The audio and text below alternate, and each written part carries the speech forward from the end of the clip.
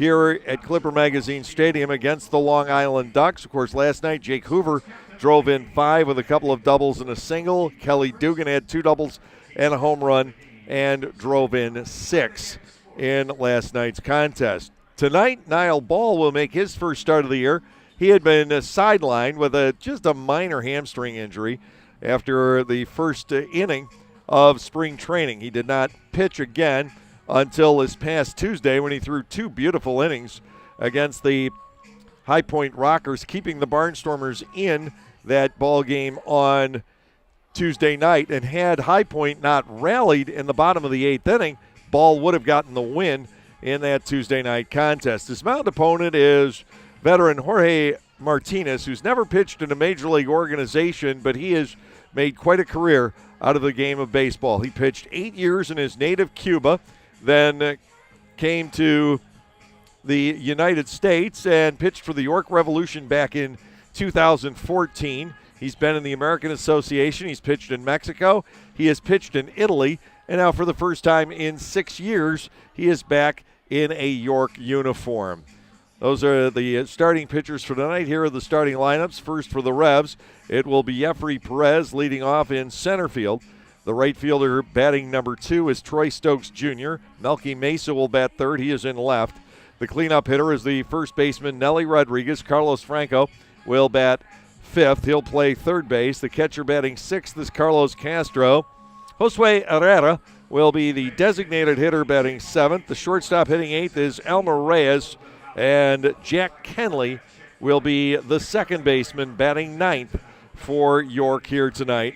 On the hill is Martinez. No decision this year. He was 3-3 a year ago in the Mexican League. For the Barnstormers, Ladarius Clark, who was the table setter for the Barnstormers last night, again leading off and playing center field. Batting number 2 will be Melvin Mercedes. He's played every inning this year at second base. That will continue into tonight. The designated hitter batting third, the man on the longest active hitting streak for the Barnstormers right now at 5 games, Colton Shaver batting third. Kelly Dugan will be the cleanup hitter coming off his 6 RBI game a night ago. Kelly will be at first base. Andretti Cordero will move to third base this evening and bat fifth. The right fielder hitting sixth is Mark Zagunis. Anderson Felice is the left fielder batting seventh. Anthony Peroni is doing the catching and hitting eighth. Jake Hoover is the Barnstormers shortstop in the number 9 slot. Niall Ball, the right-hander on the hill for the Barnstormers tonight. Ball, no record this season. After that one relief appearance on Tuesday, he was 3-6 as a Barnstormer in 2021. Ball and the Barnstormers hit the field as we get ready for the middle game of this 3-game series. 1 o'clock tomorrow afternoon to wrap up this set, and then the Barnstormers are off on Monday, and they'll hit the road again on Tuesday for 3 in Southern Maryland and 3 in Long Island before we get the first homestand of any length going all the way down the road on the 10th of May. The stage is set out on the diamond here at Clipper Magazine Stadium. We're going to turn you down that way for tonight's opening ceremonies.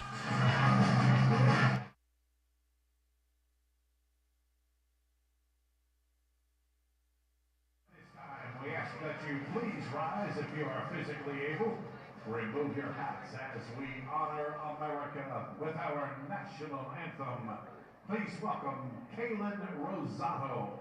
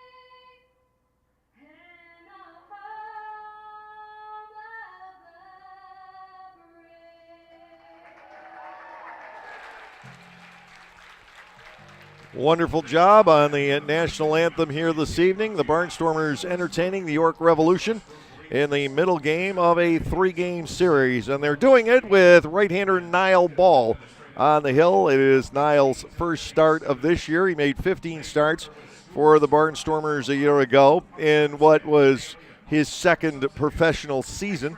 He came out of North Carolina Pembroke, signed in the American Association back in 2019, pitching primarily for Gary with a little bit of time at Sioux City, Iowa.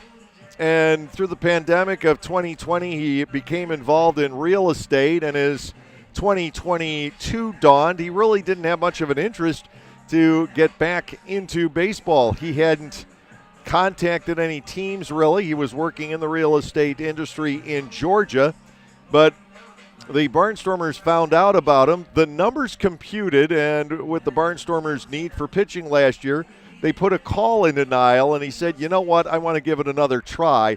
And Ball came to Lancaster. He won only 3 games out of his 15 starts. He was 3-6, but his ERA was 4.63, which was actually better than most in the Atlantic League last year. And he threw some gems, 7 shutout innings at one point against Southern Maryland.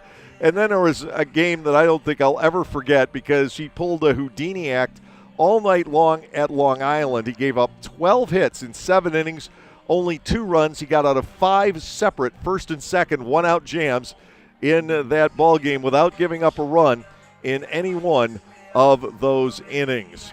Ball 6 feet tall, 207 pounds. He hails from Decatur, Georgia, just outside of Atlanta. And his father definitely is inspiration to become a baseball player in the first place. Took him to some games, worked with him. And Niall Ball on the hill tonight for the Lancaster Barnstormers. Backing him up defensively, Andretti Cordero with the start at third base tonight. The shortstop is Jake Hoover. At second base, Melvin Mercedes, Kelly Dugan over at first. Anderson Felice, Ladarius Clark, Mark Zagunis, again the outfield from left around to right, with tonight Anthony Peroni in back of the plate to work with Ball. Our umpiring crew has Joe Del Balso on balls and strikes this evening. Doug McFarling has moved over to first. Bill Reuter, the judge, over at third as we get tonight's game underway with the center fielder Jeffrey Perez in from the left side of the plate. The first offering from Ball, and Niall misses upstairs. It is 1-0. Perez 0 for 2 last night before coming out of the game around the 4th inning. Back in there tonight. Zach Racusin had replaced him last night. The pitch is swung at and knocked out into left field for a leadoff base hit for Jeffrey Perez. He is on with the single, and Troy Stokes Jr. will come to the plate.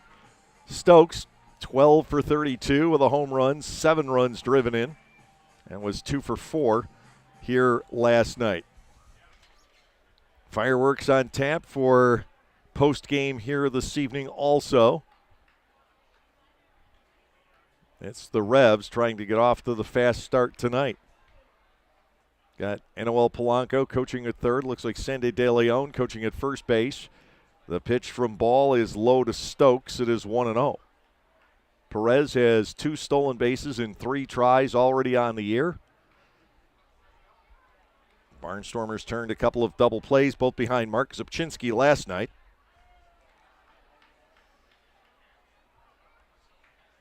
Looking for one here, but a tough combo with Perez on board and Stokes the hitter.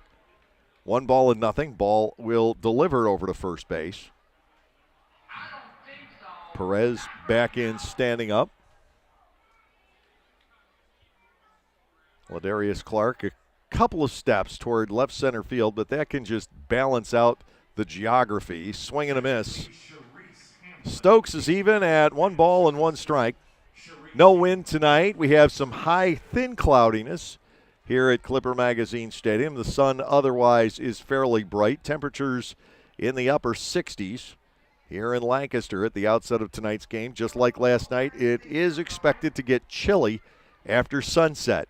It didn't get uncomfortable last night because there was no wind, and the flag again this evening is still. Might be a little bit of rain around tomorrow with temperatures in the 60s. 1-1, and the pitch to Stokes is hit high in the air out toward the left side, gliding over Anderson Felice there to make the catch.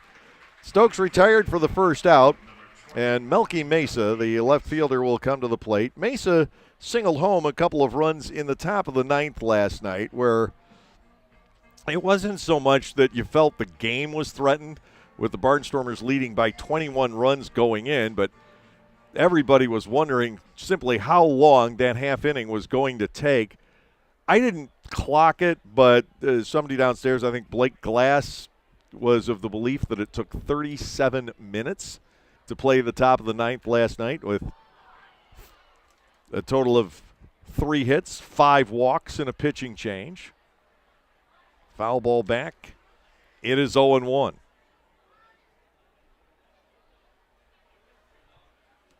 One out, one on. Mesa 6 out of 14 for the year. Throw to first. And back in again quite easily is Jeffrey Perez.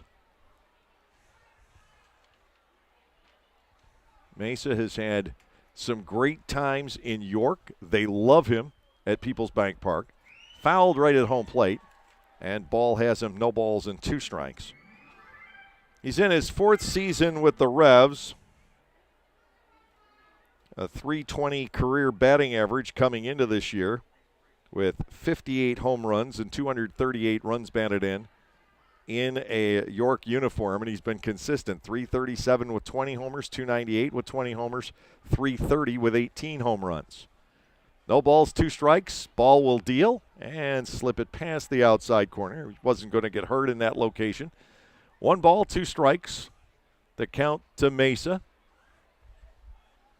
who still resides in his native Dominican Republic. 1-2, and that is fouled off to the right and up into the crowd. Still 1 ball and 2 strikes to Mesa. The Revs have a lot of players who have been born in other countries, largely Latin American countries, but currently reside in the United States. Mesa, one of the exceptions.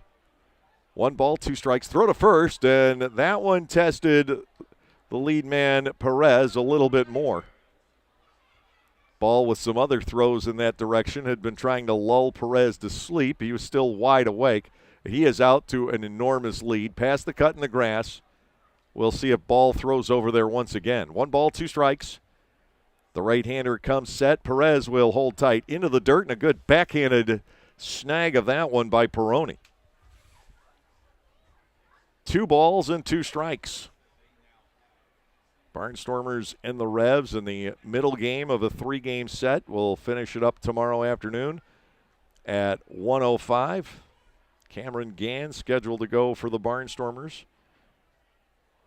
Here's a 2-2 pitch. Breaking ball outside and low. Ball 3 pitches in a row is attempted to get Mesa to chase. Now he must get one into the zone or there will be plenty of trouble in the top half of the first inning. The team that has scored first has won every game involving the Barnstormers this year. So important to set that tone early. 3-2. The payoff pitch, runner holds, and Mesa pops this up behind first base. Fading back into foul ground is Dugan to make the catch. Big pitch and a big result for Niall Ball getting the second out. But now the plot thickens with Nelly Rodriguez coming to the plate. Rodriguez, another guy who's put up some pretty fat numbers for the York Revolution. This year he is 9 out of 26 with 2 doubles, a home run, and 8 runs batted in. A year ago, he hit .316 with 25 homers in just 91 games. Big fella, 6'3", 260, originally from New York City, lives in Ohio.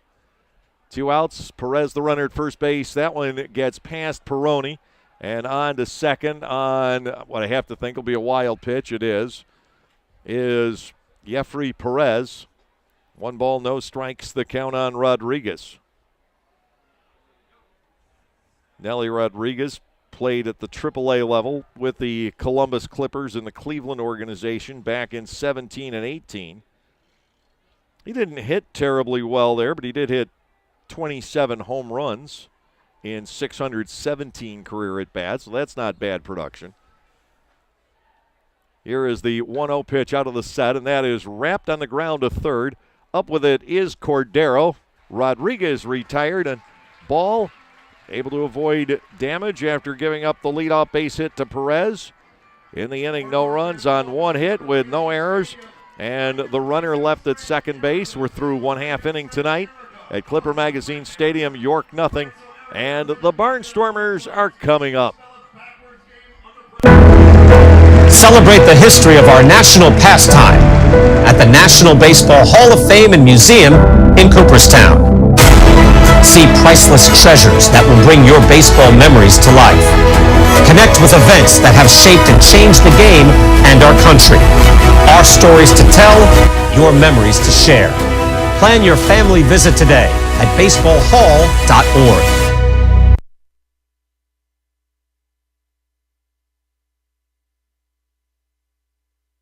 Walk a mile in their shoes. Well, at Lexus, we designed the ES with you in mind every step of the way. From class-leading legroom in the back to positioning the touchscreen 4 inches closer to you in the front. Everything in the Lexus ES, a direct reflection of you. See Bobby Rahal Lexus in Mechanicsburg or Lancaster County. 2022 ES versus 2021-2022 competitors. Information from manufacturers' websites as of 5/3/2021. For the youth of our area, the Barnstormers are offering a wide variety of camps throughout the summer to teach everyone some tips on baseball and softball. Camps are offered to kids as young as 4 and as old as 12. Some even involve the parents. They run from June 11th all the way through September 17. For more information, go to LancasterBarnstormers.com and click on the Youth Baseball tab. All presented by Orthopedic Associates of Lancaster and Play It Again Sports.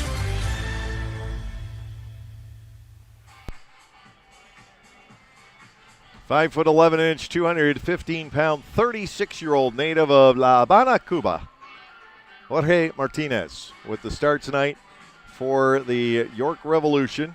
He'll be backed up defensively by Carlos Franco at third, Elmer Reyes at short, Jack Kenley at second, and at first base, Nelly Rodriguez. The outfield has Melky Mesa, Jeffrey Perez, and Troy Stokes Jr. Carlos Castro this evening is doing the catching, working with Martinez. Bottom half of the first inning here this evening at Clipper Magazine Stadium. A beautiful night once again for baseball. A little bit chilly later on. Ladarius Clark will lead off for the Barnstormers here this evening. 4 for 4 for Clark a night ago. He had 2 of the base hits on the experimental rule on pitches that eluded Paul Mondesi, the catcher. A moment of contemplation for Martinez before he gets his night's work going. Clark overall is 7 out of 22. He has 1 home run. He has driven in 4. The home run in his first at bat of the season at Gastonia. The motion, and Martinez to the plate. Ladarius looks at the pitch go past outside. Ball 1-0 against Jorge Martinez, who throws from a 3/4 angle. He has good career numbers with the Revs. Clark fouls one away, and it's a ball and a strike. Martinez pitched with York throughout the 2014 season, and then again for a while in 16. He's 14-10 lifetime with a 2.89 earned run average in a York uniform. 1-1 to Clark is ball 2 outside and low. Melvin Mercedes on deck, and then Colton Shaver in the number 3 spot. Martinez was with the Revs team back in 14 that made it to the playoffs by winning the first half. Popped up foul out of play down the right side. It's 2-2. If you remember how crazy the end of 2014 got, the Barnstormers ended up battling Sugarland both for the second half title and the wild card spot. Sugarland ended up winning it. Strike 3 now called on Ladarius Clark on a slow roundhouse pitch. Martinez starts off the night with a strikeout, and Melvin Mercedes will step in. Melvin had a triple his first at bat last night to drive in a run. Bit of a slow start for Mel. He's just 5 out of 32. Double, a triple, and 4 runs batted in. 1 out, nobody on. Lower half of the first inning, no score here in Lancaster. But in 14, it looked like York and Somerset were going to the finals. York, the second half, or the first half champion in the Freedom Division. And Somerset won both halves in the Liberty, which opened the way for the Barnstormers to get to the playoffs as a wild card to begin with. Somerset was up over us 2-1. York had Sugarland down 2-1, called strike. Martinez has gotten on a roll. He has Mercedes at 0-2. And both series flipped. Of course, the Barnstormers spun the series around on the amazing grand slam by pinch hitter Yusuke Kajimoto in the 8th inning of Game 4 against the Patriots. Sugarland won the next 2, and then the Barnstormers never lost again. They cleaned the table, sweeping Sugarland in the championship series. 1-2 now. Mercedes fouls that to the screen. And we'll continue with a count of 1 ball and 2 strikes. Shaver on deck for the Barnstormers here in the lower half of the first inning. Barnstormers heading to Southern Maryland and Long Island in the week ahead. Ball 2 is low. Mercedes trying to work the count against the right-hander Jorge Martinez.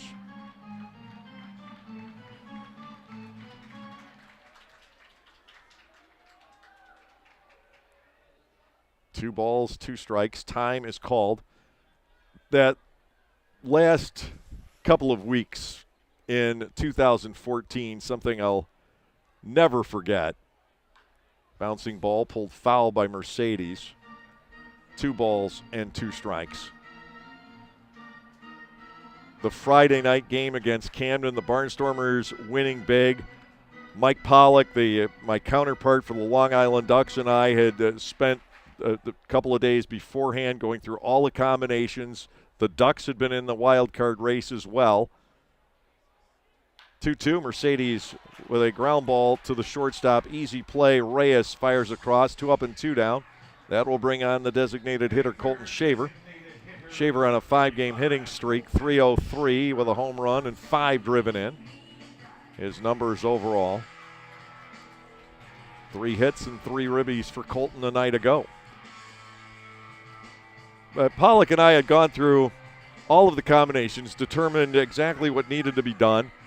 We cleared it with League Executive Director Joe Klein that morning. If the Barnstormers won the Friday night game against Camden, it would clinch at least a wild card spot for the Barnstormers. To Colton, first pitch across for a strike. It is 0-1. 2 outs, nobody on. Martinez has been highly effective in the bottom of the first inning so far. Shadows creeping in from the left side. Slider is outside. Shaver will bat at 1-1. And then during the game, I was having people come up to the booth telling me that it had been determined the Barnstormers would not clinch with a win that night. Something else had to be done. Shaver swings and hits a towering drive foul down the left field line, somewhere headed toward the setting sun. Drew some oohs and ahs from the crowd, but it never had a chance to be fair. 1-2 now on Shaver. Defense set up straight away in the outfield. The infield is a bit to the left. And the pitch down and away. Castro flags it, and we have a 2-2 count. With this experimental rule, your catchers really have to block pitches well, and they've got to be agile. Here's the 2-2 to Shaver. Off the outside corner in a full count. 3 balls and 2 strikes.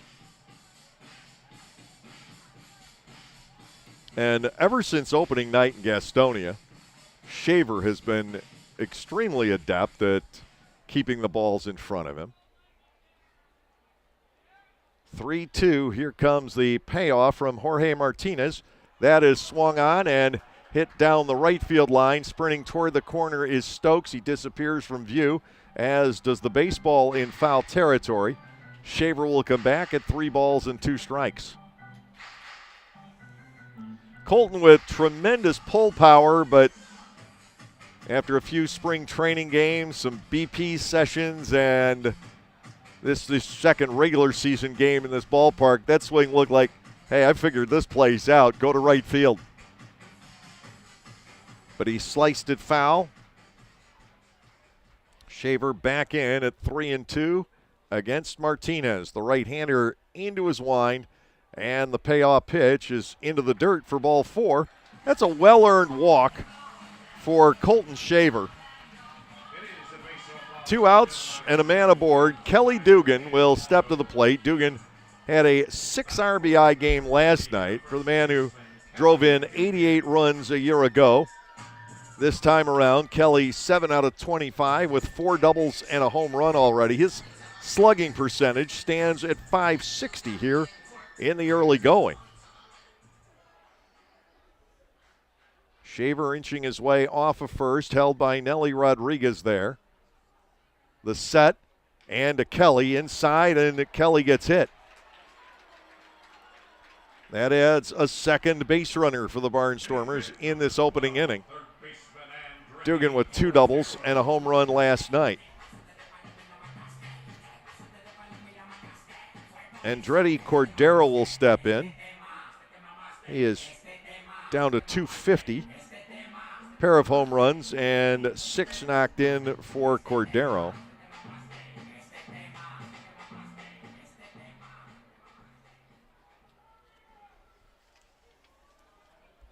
Two on, 2 out. Lancaster trying to get the jump on Martinez and the Revolution again tonight. A walk and a hit batsman keeping this inning going. And Andretti swing and a miss at that 3/4 slider. It is 0-1. That one almost at changeup speed.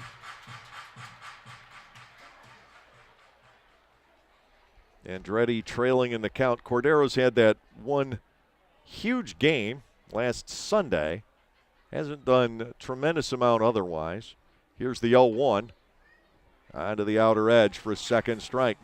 Well, Martinez has a chance to finish off the inning here ahead of Cordero at 0-2. Andretti didn't get in on the action last night until he had an infield base hit to drive in a run in the 8th inning. And a little topper up the third base side. 0-2.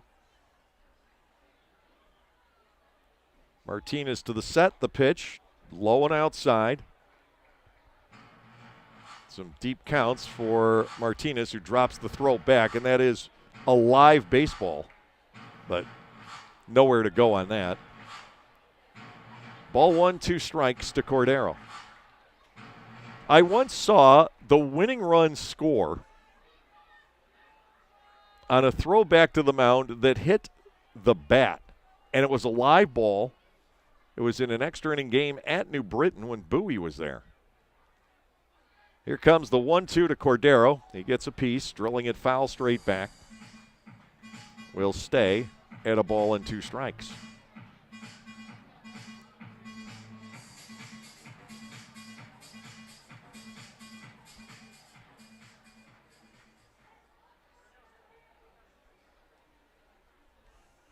Man who drove in 80 or so runs back in 19 in Double-A when he was a mere 21 years of age.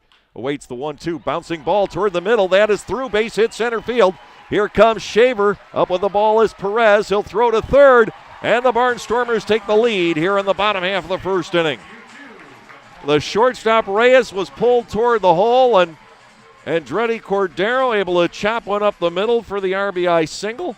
He knocks in his 7th, and now Mark Zagunis comes to the plate. He's got Dugan at second and Cordero at first with 2 outs in the inning. And the Barnstormers with their 24th run of the series on the scoreboard. They scored 20 in the entire 7-game road trip to start the season.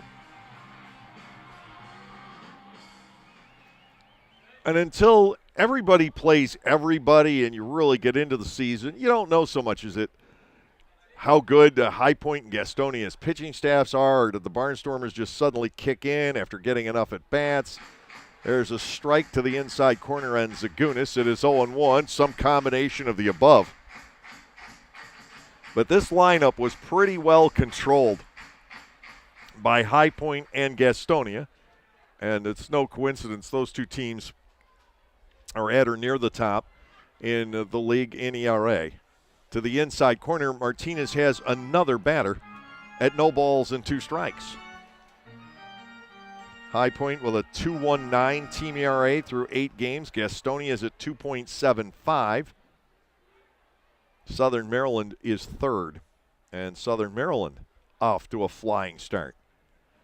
Zagunis batting 0-2 with 2 teammates on board. The Martinez pitch jams him. It's chopped up the first base line and a foul ball.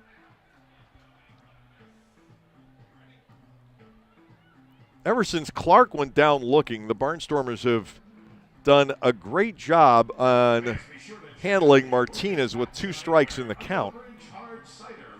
And that includes Cordero, who beat the RBI single up the middle. 7 runs batted in for Cordero now. He ties Kelly Dugan, the runner currently at second base, for the club lead. Barnstormers playing their 9th game.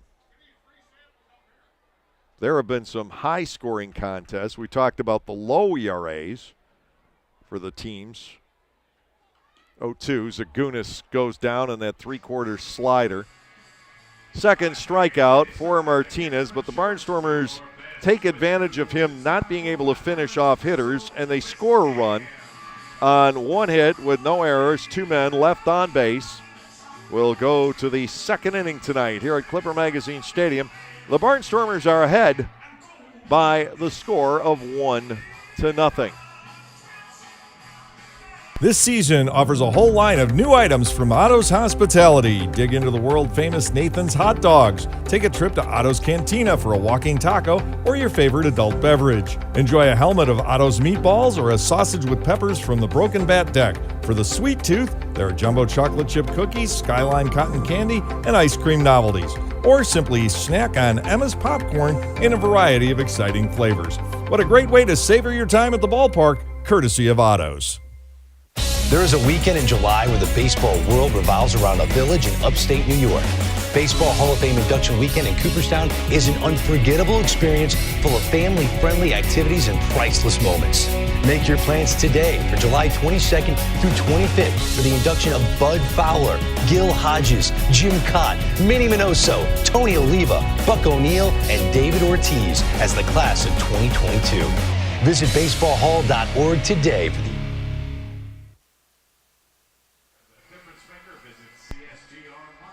Here's some positive news that we always like to pass along, this type of item. Connor Overton, a member of the Barnstormers in 2019 during the second half, part of the starting rotation for Ross Peoples in the 19 season. He made it to the major leagues with Toronto and Pittsburgh at different times last year, has resurfaced at the major league level. Overton will be making his 2022 big league debut for the Cincinnati Reds tonight as they take on the Colorado Rockies in Denver. He had been pitching well at AAA Louisville. And Overton, who now has his banner up on the third base side of the stadium, returning to Major League Baseball.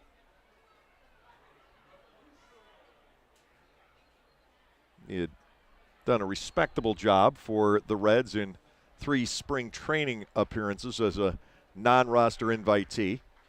Meanwhile, Niall Ball delivers a strike to Carlos Franco, the left-handed batting third baseman. It's 0-1. You always have to be careful with Franco, especially at Clipper Magazine Stadium. 7 for 30, but 5 of the hits are for extra bases, including 3 home runs. Ball is outside. It is 1-1. Overton at Louisville had been 2-1 with a 2.84 earned run average. There's a pop-up on the left side. Sprinting out is Hoover. Sprinting over is Felice, and they will check up as the ball slices out toward the hill. It's 1-2.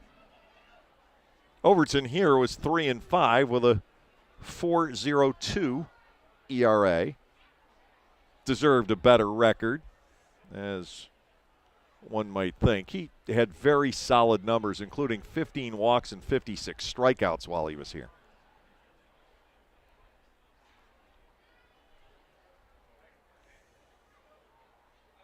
One ball, two strikes. Nile ball to Carlos Franco. That's off the outside corner by a fair amount. 2-2. 1-0 Barnstormers on the RBI base hit by Cordero, coming with 2 outs in the home half of the first inning. Peroni sets the target. 2-2 in the air left field. Should be little trouble for Felice. He glides a bit toward his right. He is there. 4th straight out behind Nile. And Castro will come to the plate, the catcher Carlos Castro.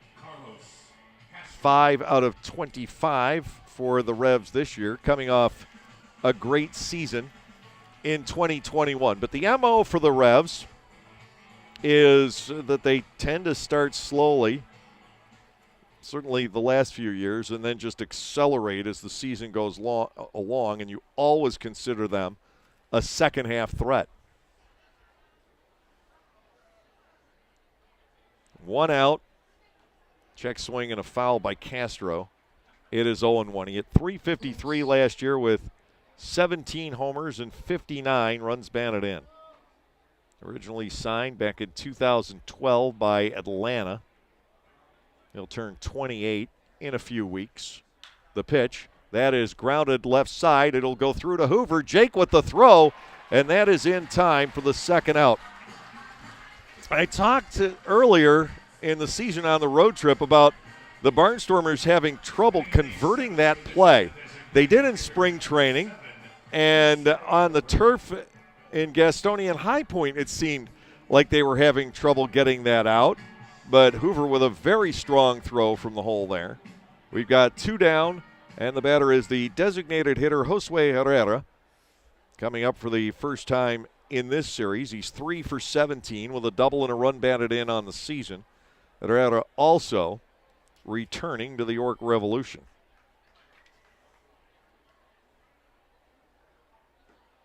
Offering from ball below the knees, and it's 1-0.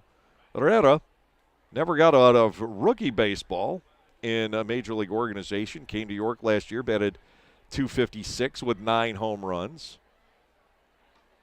Again, that's just part of the York Revolution system. They're able to find these players. Herrera lives in Philadelphia now that just get let go from the low rungs of the minor league ladder. High fly ball foul to the left. It is 2-1, and they turn them into gold at Peoples Bank Park.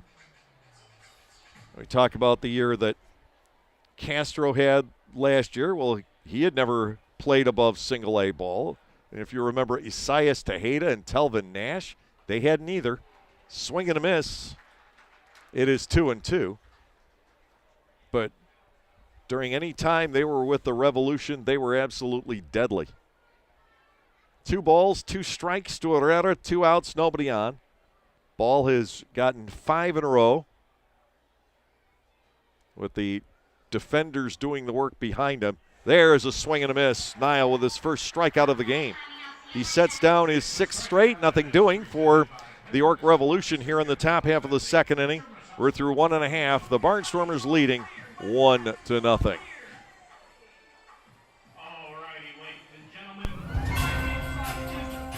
Being over 55 does not mean a ticket, it means 10 with the Silver Stormers Club presented by the Lancaster Barnstormers and Audiology Associates of Lancaster.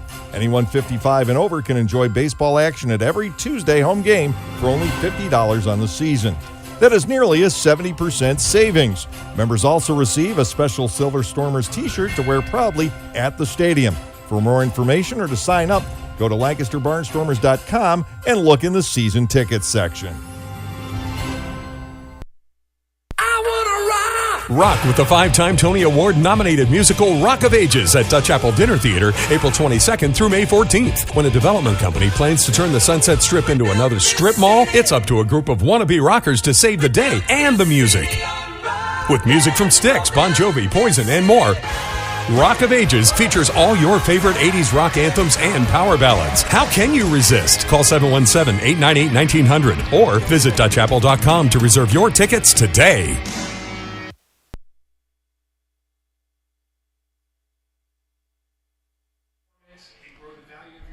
Bottom of the second will bring Anderson Felice, Anthony Peroni, and Jake Hoover up for the Barnstormers against the right-hander Jorge Martinez.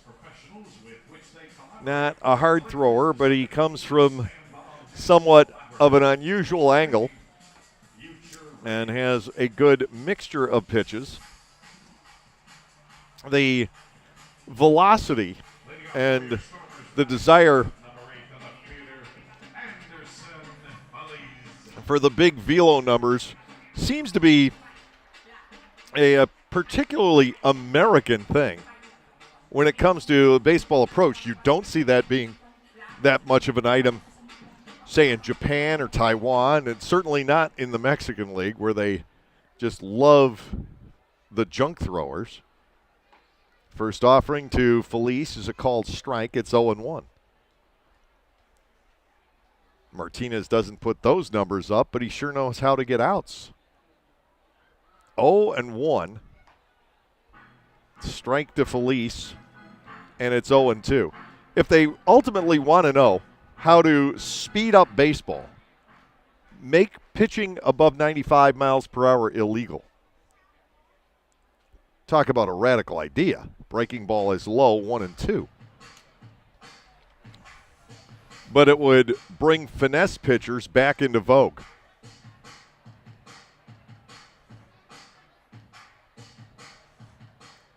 Such a deal would send shockwaves through the game. Felice batting 1-2. Defense straight up against him. Sidearm changeup. Down goes Anderson Felice. The third strikeout for Jorge Martinez. One away, and Anthony Peroni will step to the plate. We have an ad in the background for the Imperial Restaurant at my home away from home, the Holiday Inn in downtown Lancaster. And I had breakfast down at the Imperial yesterday while I was actually waiting for the availability of my room for the season. And, they take care of me there. They do a great job. Here is the pitch to Peroni. And a strike taken 0-1. And I really wasn't in the mood to eat a lot, but I had this absolutely marvelous fruit and yogurt parfait for breakfast along with some tea.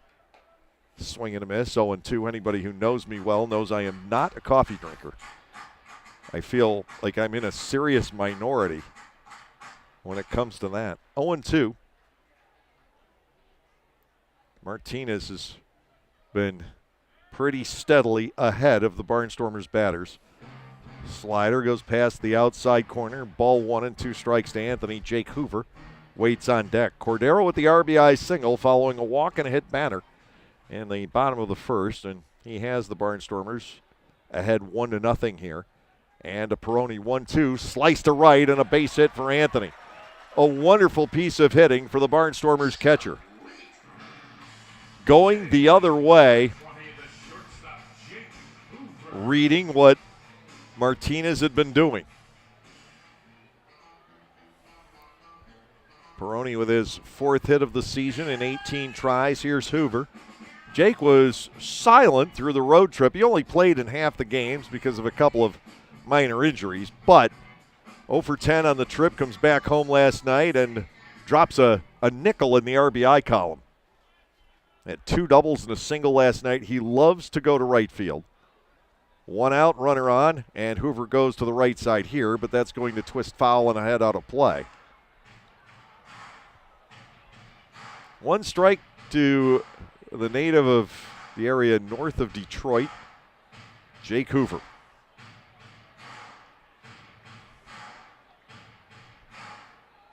Back around to the top of the order, Ladarius Clark waits in the on-deck circle. Peroni is out to a lead. The pitch to Hoover is popped up in the vicinity of home plate, but it will come back and head out of play also. 0-2 on Hoover. Martinez, it seems, has been to 0-2 on virtually everybody. I tracked the number of pitches, not the count. But, boy, he's been ahead of hitters. To Hoover, here's the 0-2. Ball outside and low. It is now 1-2. This is the first time through the order. It will be interesting to see if Martinez changes the pattern. He's getting ahead 0-2, and then for the most part, to the right-handed batters, he's running that slider down and away. These are professional hitters. They'll pick up on it if they see the same thing twice. 1-2. He gets Hoover, a swing and a miss. Fourth strikeout for Jorge Martinez. Now we're back around to Clark, who went down looking to start off the night. 1-0 Lancaster with 2 outs, runner at first base in the bottom of the second inning.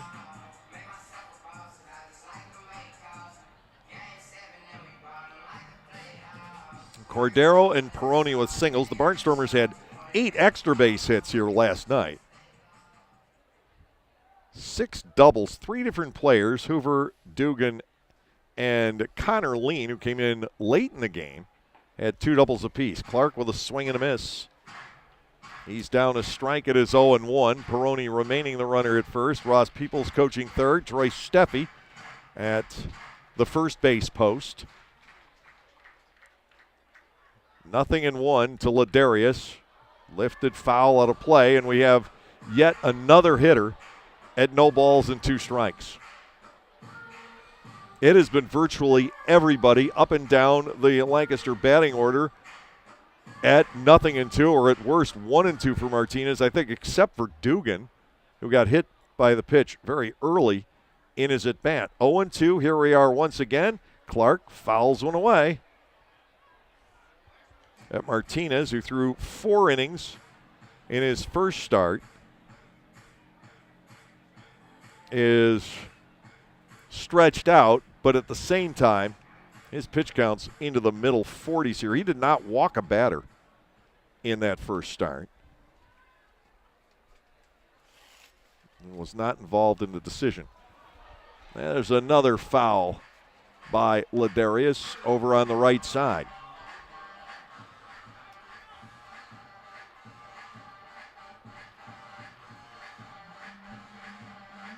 Martinez not involved in the decision last Sunday in a game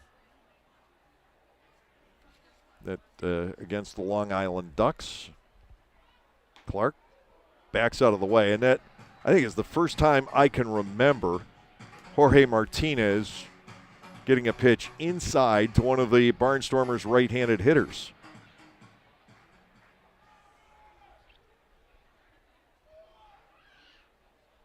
One and 2 to the center fielder.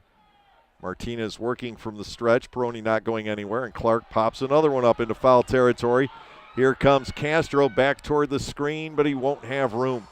It's about 4 rows deep into the stands. 1 ball, 2 strikes. We continue. Shadows have largely bathed the infield at this point, except for the area around home plate, but the rest of the infield is blocked from the sun by the big video board out in left center. You won't very often see the hitter in sunlight and the pitcher in shadow, but such is the world at Clipper Magazine Stadium. 1 and 2, and to Clark. That is hit in the air to right field, not terribly deep. Coming on is Stokes, still coming the right fielder. There to make the catch, ending the inning for the Barnstormers. No runs, 1 hit, the 1-out single by Peroni. No errors, 1 man left on base. We're done with 2 here at Clipper Magazine Stadium. The score is the Barnstormers 1 and the York Revolution 0. Are you sick and tired of washers that don't use enough water or take 2 hours to clean and don't last more than a few years? Well, come into Gockenauer's in East Petersburg now and let us show you the Speed Queen commercial grade laundry. Built the old-fashioned way with warranties up to 7 full years. Gockenauer's will deliver and install your new Speed Queen, and we know you'll be fully satisfied with your purchase. Gockenauer's in East Petersburg, your hometown dealer for 73 years.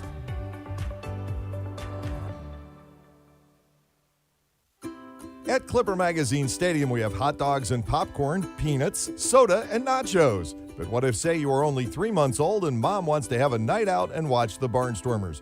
Well, thanks to May Grant Obstetrics and Gynecology, the littlest of Stormer fans now have a place to go for dinner during the game. Tots can take mom to the Little Sluggers dugout behind Section 13 at the stadium for a comfortable private feeding experience. A brightly painted room with comfortable furniture and TVs tuned to the game, it is the perfect spot for baby and mom during a night at the ballpark. Knockoffs, copycats, imitators. They all share one thing in common. They always pale in comparison next to the true original. Just like the stylish and versatile Lexus RX. The crossover that paved the way for others. And it's still the best for one simple reason. Nothing else is as good as the original. See Bobby Rahal Lexus in Mechanicsburg or Lancaster County.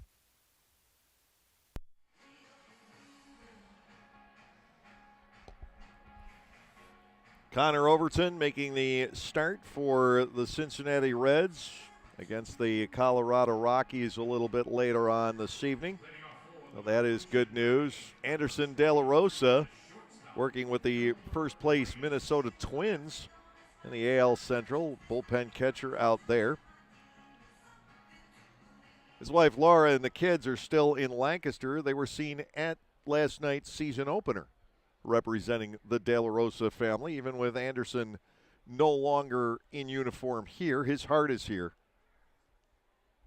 That opportunity to don a major league uniform after some 20 years in the minor leagues, something very special for Anderson. Strike onto the inside corner, 0-1 to Elmer Reyes. 7 out of 23 for the Nicaraguan-born right-handed hitting infielder.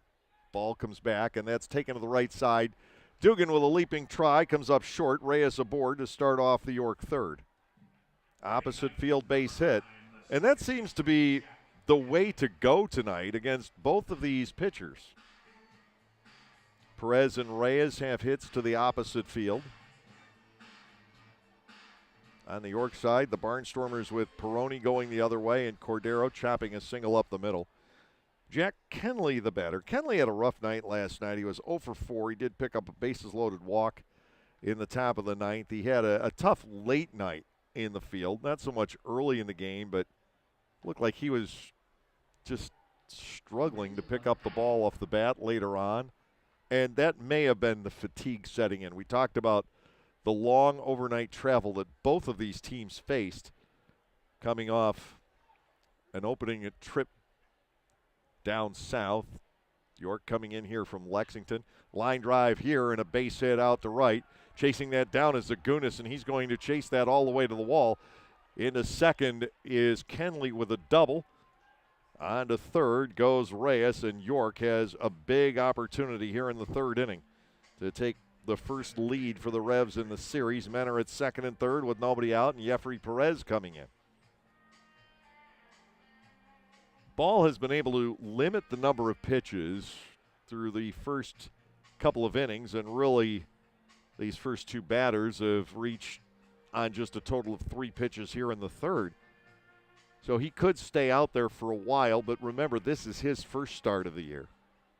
And he didn't have the benefit of a full spring training either. He threw 1 inning and then came out.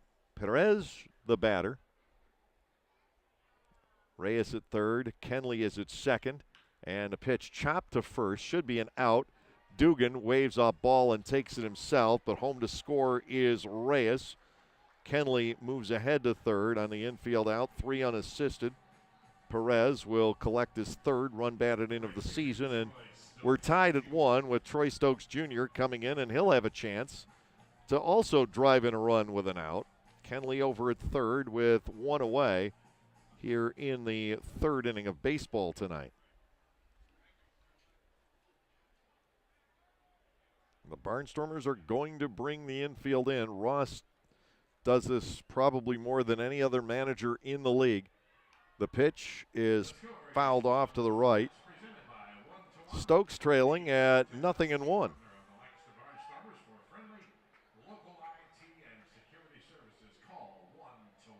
Single by Reyes, double by Kenley, and now Perez driving in the tying run with the ground out. Pop up here, sprinting over toward his own dugout is Dugan. Ball is over there also. Ball ends up falling down over the top of Anthony Peroni. Andretti Cordero alertly heads home to cover in case the runner Kenley decided to charge toward the plate. Well, there's something you won't see terribly often on the scorecard. Foul 1. Niall Ball racing over, got that ball in between Dugan and Peroni, perhaps inspired by Tyler Laporte. We saw him do something similar the other night in High Point, but Laporte did not make the catch. It was the first baseman at the time, I do believe. 2 outs. Here's Mesa. He fouled out his first time up, but Ball got in between Peroni and Dugan, made the catch awkwardly, and fell back over the top of his battery mate. Fastball is outside to Mesa. Ball 1, no strikes. The infield can relax slightly. Everybody moving back here with 2 down. 1-1 our score in the top of the third. Ball to the plate, and it's popped up foul coming out of play to the right.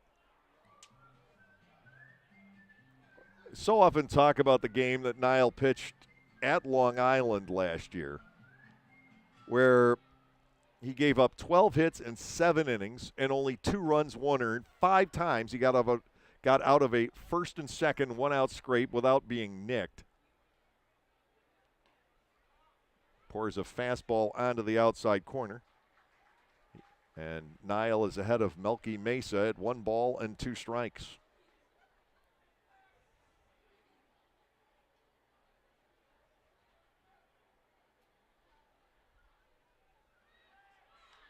Fouled away, and we will continue at 1-2.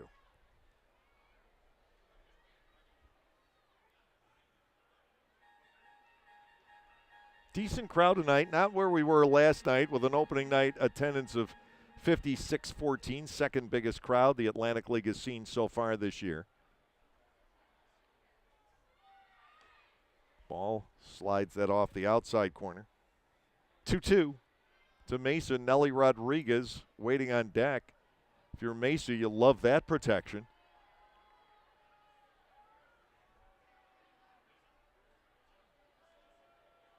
If you're the opposing team, you know you have to come out and attack Melky, as it doesn't get any easier. Here's the 2-2. Ball tries to work it back to the inside corner, but he misses with his breaking pitch. Mesa batting at 3 balls and 2 strikes. You still want to be careful, of course, with Mesa.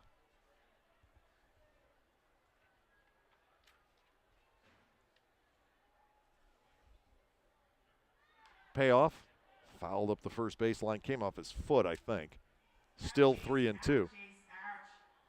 And Mesa, in his 3 seasons with York, has 141 extra base hits. He had 15 at-bats in the major leagues and produced 6 hits, playing for the Yankees briefly in both 12 and 13.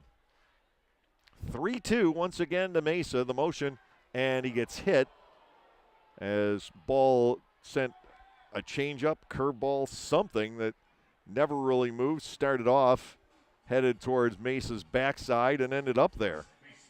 Rodriguez coming to the plate in this 1-1 contest with runners at the corners. 2 men are out. You know, when you see the line score here at Clipper Magazine Stadium lit up orange, that the score is 1-1. It's a dead giveaway. The primary color in the logo of our tech company, 1-1, is orange, hence the connection. 2 outs, runners at first and third, and Rodriguez takes a pitch low. Ball 1, no strikes. Jack Kenley, the runner at third. Melky Mason now aboard at first base. York with a run on the board here in the top half of the third inning.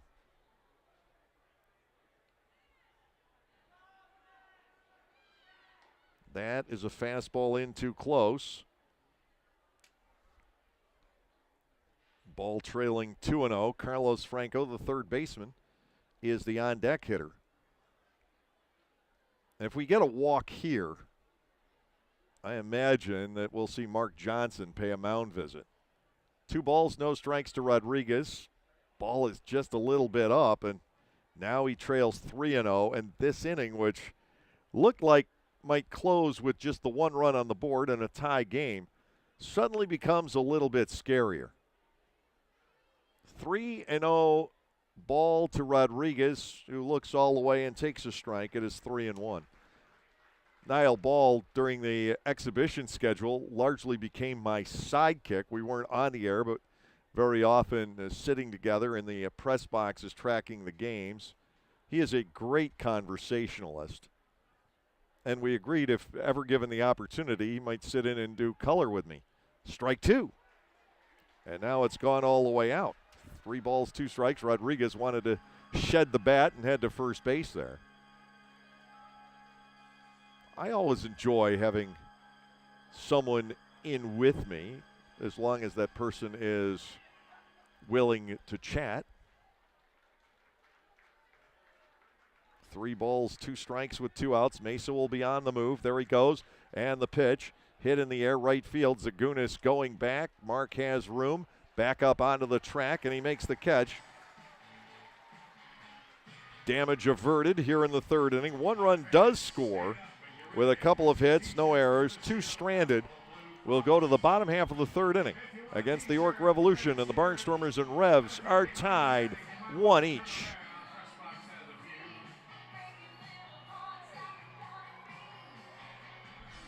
Localflavor.com, local flavor. Localflavor.com, local flavor. Excuse me, are you saying localflavor.com? Oh, yeah, it's where I save big bucks on all kinds of things. Home improvement projects, dining out, family fun, electronics, jewelry, clothing.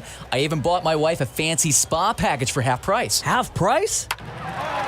Yep, you know all the deals you find in Clipper Magazine. I love Clipper Magazine. Well, they're all on localflavor.com too. And you can get them right on your phone thanks to localflavor.com's mobile app. Here, take a look.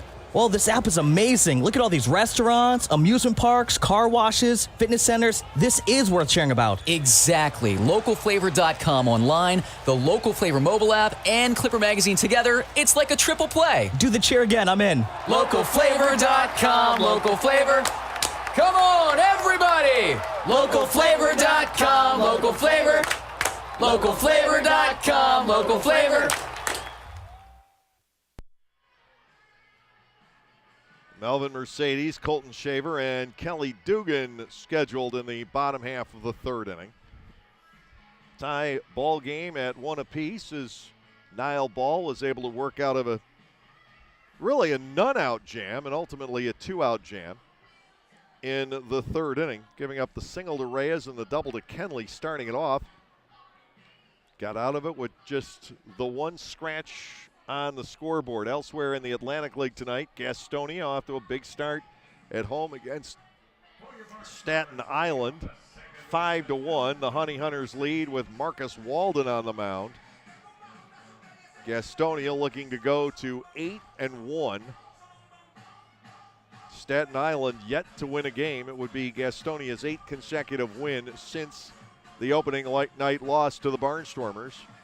High Point has won 5 in a row, but the Rockers trail 3-0 to Charleston tonight.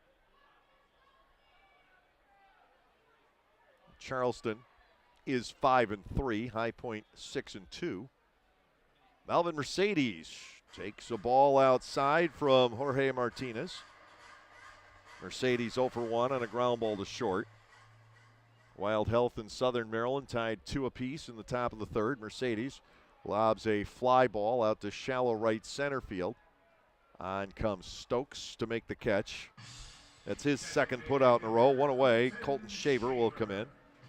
Shaver, after hitting 1 out of the ballpark foul down the left side and 1 that stayed inside the plane of the fence and fouled down the right field line. His last time up, drew a walk, and he scored the Barnstormers' first inning run.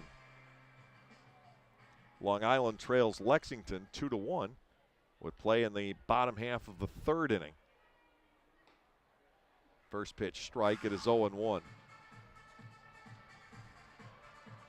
You've got the two teams in Kentucky in the same ballpark, but I don't know of anybody, and there may be one team that I've seen, come to think of it, I can't remember which team it is, that will play both of those clubs on the same road trip. The Barnstormers take on the Genomes in May there, and the Legends in June. Shaver hits a fly ball the other way out toward right center field. Backing up a bit is Perez for the catch. 2 up and 2 down for Martinez in the bottom of the third, leaving this Barnstormers inning to Kelly Dugan. Dugan's up to his old tricks, a man who spent the better part of last season batting over 400 with runners in scoring position. Did much of the same here last night. He was 3 for 4. He is 4 for 7 on this season with runners in scoring position. Ball is low and away to him, 1-0.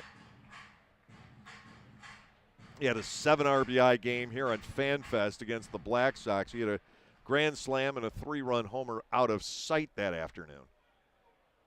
1-0, taken for a strike on the outside corner, 1-1. By and large, you're going to face more experienced pitchers in the Atlantic League regular season schedule, so those big games maybe not as easy to obtain.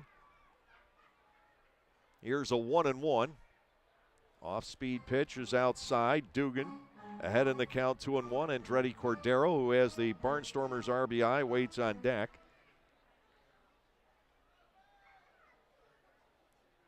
Here's the 2-1. Dugan, sharp ground ball comes off the mound. Fumbled for a second by Kenley, but the ball stays at his feet. He picks it up to recover, 4-3. It ends the inning. Nothing across here in the bottom of the third for the Barnstormers. We are done with 3 tonight. The Barnstormers and the Revs, after the high-scoring affair last night, and this one tied at 1.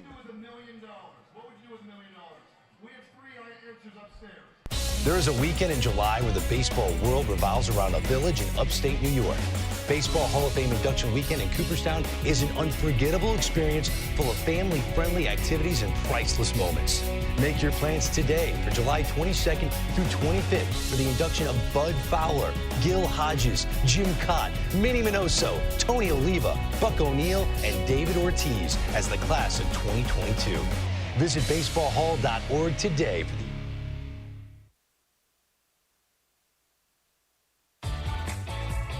Hey kids, join the coolest club in town, the Storm Force. The Storm Force is presented by the Lancaster Barnstormers and Commonwealth Charter Academy. For only $25, kids under 12 get an entire summer of Barnstormers fun with 12 game tickets, a t-shirt and bag, the chance to go first when kids run the bases, exclusive activities, and coupons from Dutch Wonderland, Chocolate World, and more. Don't miss out on all the fun. Go to LancasterBarnstormers.com and sign up.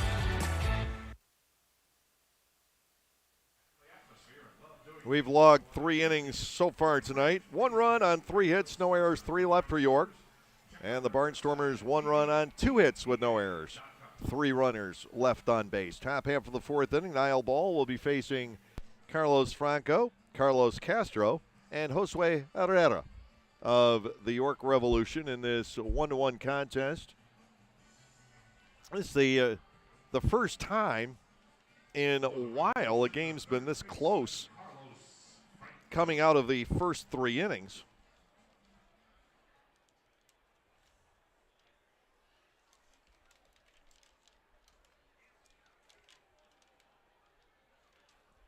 Usually it's been fairly one-sided or another early on. There have been very few games, really only 3, that have been reasonably contested out of the Barnstormers' first 8. So the pitch to Franco is a fastball away from Niall Ball. 1-0. Beautiful night for a ball game, still in the month of April, and a bit of springtime chill remains in the air. Ground ball right side. That hugs the line. Foul is the ruling by Doug McFarling. Kelly Dugan tosses it up into the crowd. 1 ball, 1 strike. To the left-handed batting third baseman, Carlos Franco.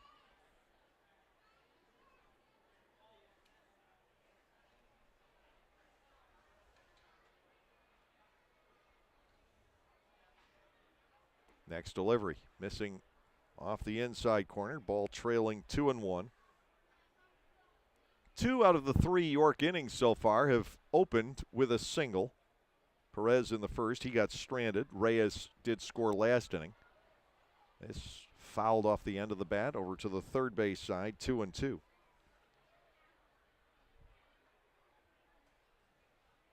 Lights are on at Clipper Magazine Stadium. Sunset occurring here.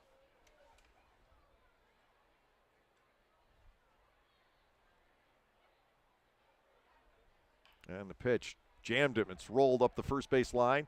And again, a foul signal. The ball was fair, but it had apparently come off the foot of Carlos Franco.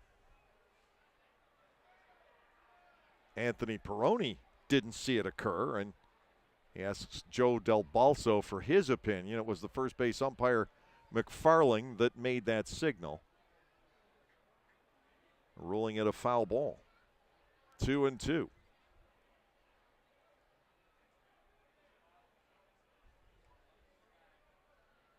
One o'clock tomorrow afternoon here. Wrapping up this 3-game set on to Southern Maryland, and if the schedule stays intact, guess who? Guess who? The Barnstormers will face, or guess whom, to be grammatically appropriate, the Barnstormers will face on Tuesday night. I'll give you one guess. Of course it's Darrell Thompson. Swung on, and this ball is wailed on out the right field, but Zagunis able to retreat and make the catch. He didn't get all of it. Franco retired. Anytime you see a ball hit like that in that direction, you become concerned. But Franco mishit it, giving Zagunis a play. Carlos Castro stepping in. Castro is grounded to short.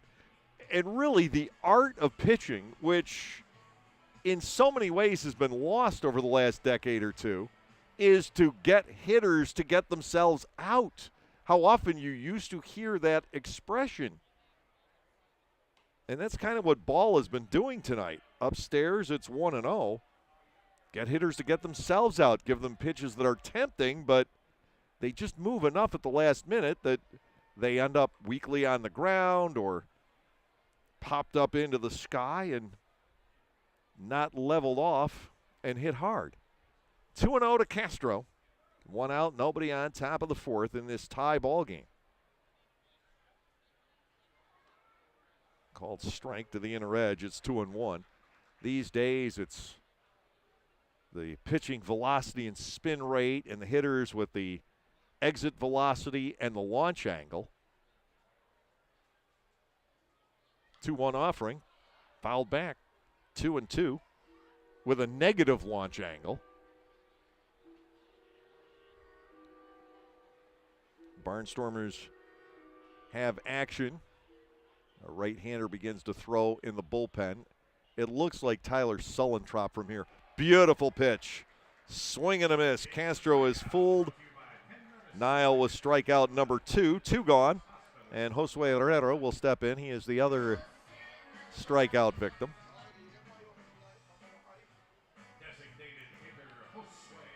The Barnstormers don't have that many pitchers you can just single out anymore because of the lineup. You could always pick up Garrett Granite's warming up down in the bullpen even if you couldn't read the number.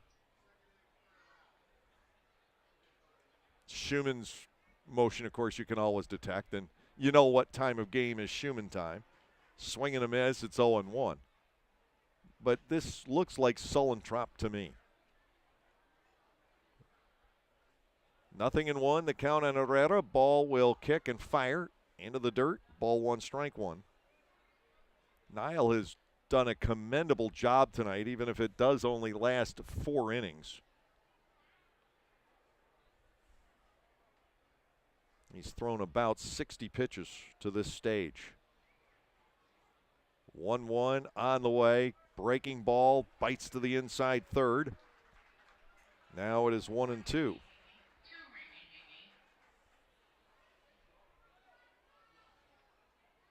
A long first couple of innings for Jorge Martinez. He, though, has settled down. Here's a 1-2.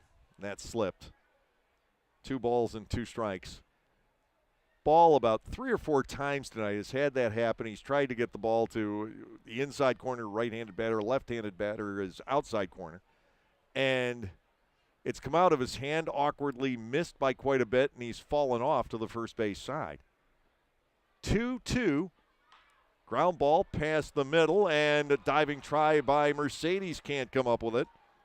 Herrera with the 2-out base hit, and Elmer Reyes stepping in. Reyes single and scored in the York third. 4 hits now for the Revolution. Last night we saw 20 walks in the series opener, and those, of course, contributed mightily to the 30-run total we saw last night. 1 walk so far this evening. Mark Johnson will pay a visit to Ball at the Hill. And Johnson, who certainly knows how to mix up his paces on the way to the mound, given the game situation, will tell Niall, you're doing a really good job. Let's get through this last guy, but one way or the other, this is your final hitter. He has reached his limit. Again, for Niall, this is, in a lot of ways, spring training for him. He's thrown just 3 innings since getting here. The other starters threw 5 before the regular season opened up, and they were ready to go 4 or 5 in their first start of this campaign. Ball threw 1 inning in preseason, 2 on Tuesday night. The leg is completely healed, but the arm strength isn't built up to midseason form yet, and that's why he's on the verge of coming out of the game. Reyes stands in with Herrera at first and 2 down. Ball delivers, missing inside. It's 1-0. And there have been a couple of times he's looked a little bit fatigued perhaps this inning. 65 pitches. First time around the rotation, they were throwing 75 or 80. Strike to the inside corner. Not sure Reyes agreed. It's 1-1. But Ball realistically isn't even on the first time around the rotation because of missing that 3-inning second start in spring training that the other guys got in. Elmer Reyes batting at 1-1 here. Ball to the plate. That is cut on and foul tipped out of the reach of Peroni. We get to 1-2. Ball will try to find that little bit extra to get the final out in the 8th inning. He's got backup if he can't. Tied at 1, top half of the 4th.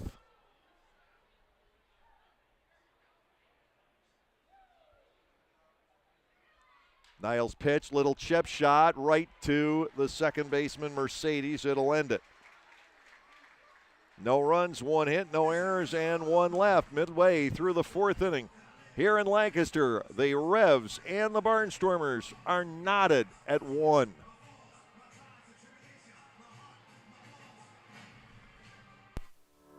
Hi everyone, Adam Gockenauer from Gockenauer Appliances, and I'm excited to tell you about a new addition to the Gockenauers family this summer season.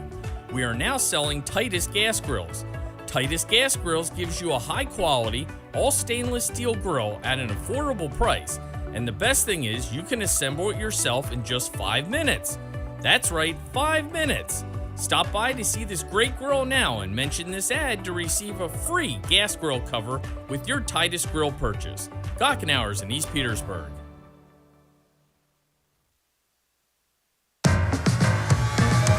Pennsylvanians are creating their own soundtrack thanks to PA Lottery Scratch-Off's Excitement's back. Pennies, nickels, dimes, or quarters, no matter your choice, scratching's always in order. With big top prizes and second chance drawings, thrills await. They're out there calling. If it's excitement you seek and you're looking for action, play the PA Lottery.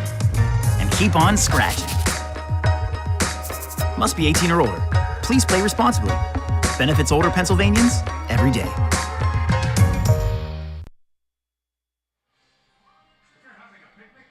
Completely different style game here tonight, and even though the Barnstormers aren't romping this evening, this in many ways is refreshing.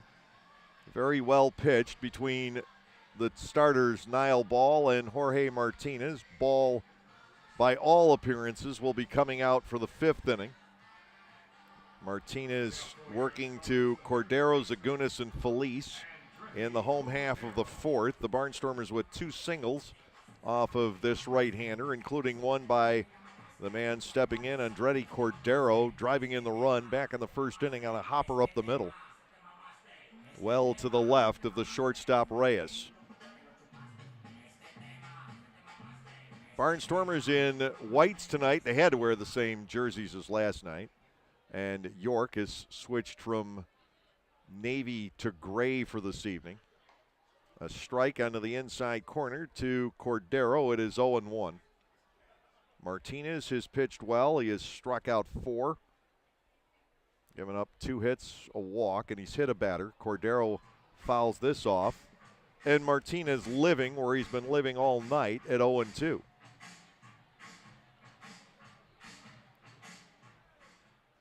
Shaver didn't walk easily back in the first inning. He's the man who scored the run, but his walk took 7 or 8 pitches. To Cordero, it angles off the outside corner. Ball 1 as Martinez drops down slightly. Lights are on as the sun is all but down here in Lancaster. To Cordero, that is lined out to left center field. He's got his second base hit. Harder than the first one, and Cordero is aboard to start the fourth. 6 days ago, Cordero with a 3-hit, 4 RBI game. Now Mark Zagunis steps in. Zagunis a strikeout victim back in the first. He's still trying to get untracked. 3 hits in 21 at-bats. He was hit by a pitch in High Point. Then he came out of the game midway through last night as well. Once the Barnstormers had established the big lead, Devon Torrance took over. Strike taken. It is 0-1. Strikeout victim back in the first inning was Zagunis. Cordero's aboard. He's really not a big base stealer. Held by Rodriguez. The 0-1, Zagunis swings and hits the ball in the air to the right side. Stokes will backtrack. He is on the dirt path and makes the catch. Zagunis, well, he has the idea. Hasn't quite figured it out here in Lancaster yet. He came up a little bit short. But we've seen Shaver swinging that way tonight, and now we see Zagunis trying to go to right field. 1 out, Felice the batter, Anderson a strikeout victim. Back in the second, he was fooled by a dastardly changeup from Martinez. 1 out, runner at first base in this tie ball game. Martinez comes set, and a Felice, a strike taken. It's 0-1. Right-handed action continues in the Barnstormers bullpen down in the right field corner. Martinez is fully built up, and you might expect him to go probably 6 tonight. Might reach a pitch count in 5 innings, but he has become far more economical the past couple of frames. 1 strike, the count on Felice with Cordero at first and 1 away. 4 hits for York, 3 for the Barnstormers as we battle in the bottom of inning 4. Outside, and Felice works even at a ball and a strike. Anderson moved right back in with his host family from 7 years ago. They have stayed in very close contact over the years. They send each other gifts on birthdays and the holidays. Swing and a miss, 1-2, throw behind Cordero, and Andretti is back in with a long stride. Those stories are really part of the warmth of what makes Lancaster Barnstormers baseball so special. and the relationship that Anderson has with his host family here is not necessarily all that unique. Just low. Felice watched that all the way. It's 2 balls and 2 strikes.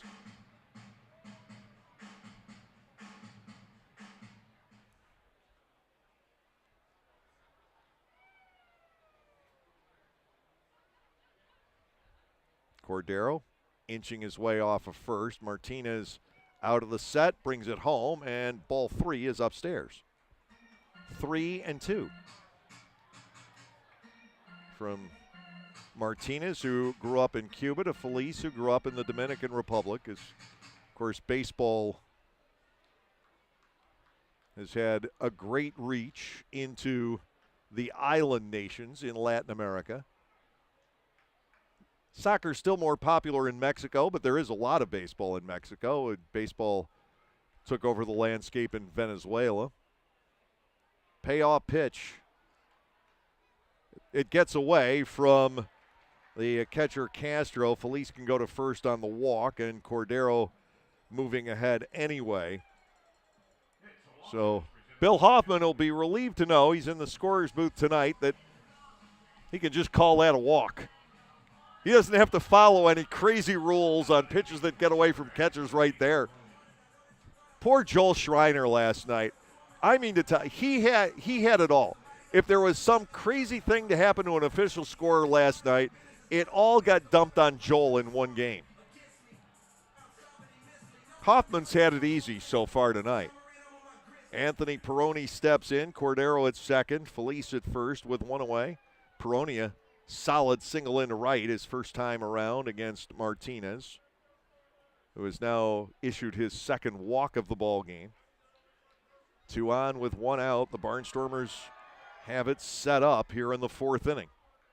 But they need a base hit to be able to take the lead, or misplay, of course, on the part of the Revs, or a bunch more walks. First and second with 1 down. Peroni tries to go the other way again, but there was enough break on that pitch that it slid off the end of Peroni's bat and it was fouled into the first base seats.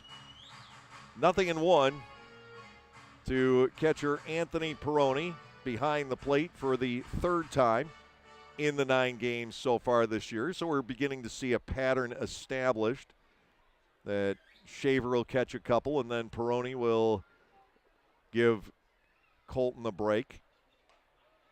Inside, and Anthony Peroni bats 1-1.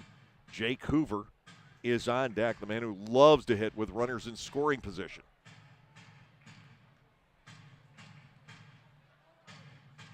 Knotted at 1 apiece, but we have seen over the long haul tonight quite a number of pitches between Ball and Martinez. To Peroni, 1-1 offering.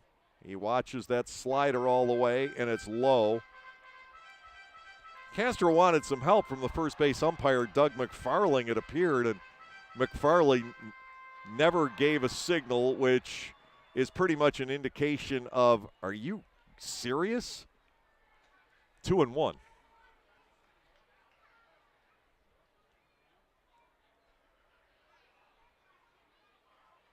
Peroni with the edge in the count. Martinez pulling his back foot from the slab for a split second here, straddling the rubber, now back on top. Defense straight away against the catcher Peroni, 2-1, into the zone at 2 balls and 2 strikes. It appears that there is action, and there is, down in the York bullpen. A right-hander throwing for the Revs. They don't seem to have a lot but right-handers in the bullpen, or certainly from what we've seen thus far, but the Barnstormers aren't as lefty-loaded as years past.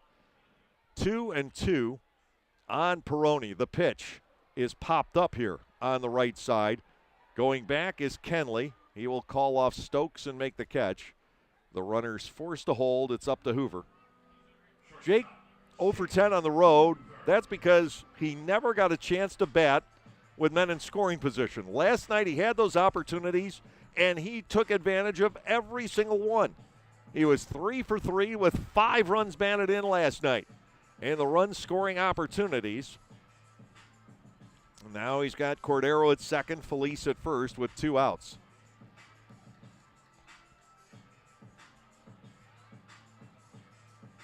Jake loves to go the other way, but the defense is straight up despite watching that. For his 3 hits last night, they all were to right field. Cordero at second, Felice at first, now with 2 outs in the inning. Lancaster trying to capitalize on the leadoff single by Cordero this inning. Big, sharp slider missing. Hoover gets ahead at ball 1 and no strikes.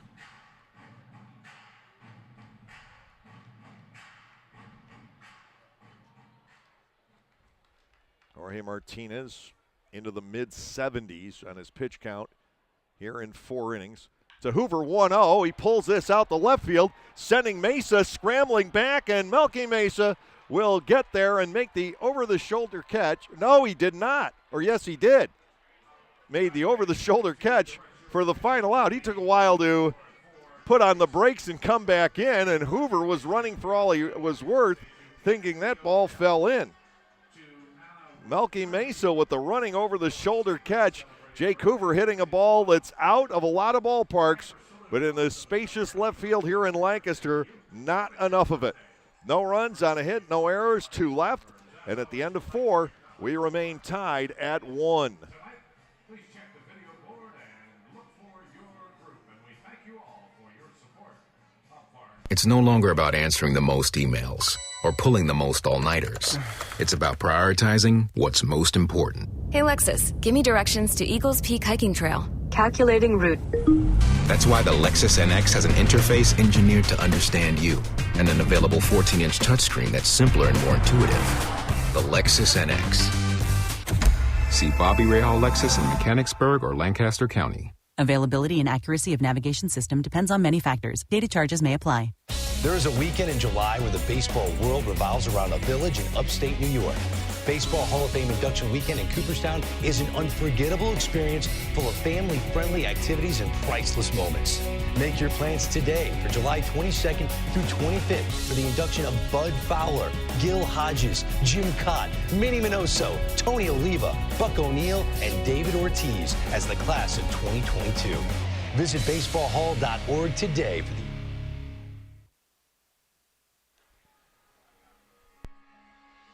That was a good first start to the year for Niall Ball. 4 hits and a run in 4 innings without a walk. He recorded a couple of strikeouts. He did hit a batter, and now cedes the baseball to right-hander Tyler Sullentrop, who will face the Revs here in the 5th inning. Sullentrop, 6'3", 225, and 25 years of age from Plantation, Florida.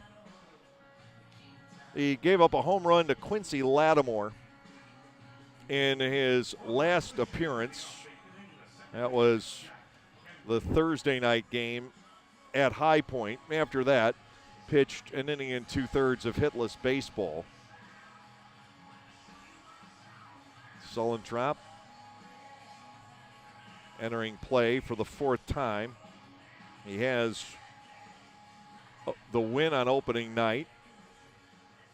Tyler, 5 innings, 2 hits, the 1 run on the homer. He's walked 4, though, and he struck out 4.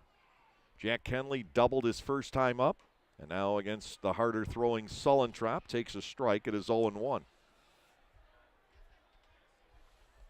Ross got great scouting reports on Sullentrop, and they've turned out to be true. He's got a nice live arm, missing outside for a ball. The control does need some work. That's why he's here. That's why Mark Johnson is here.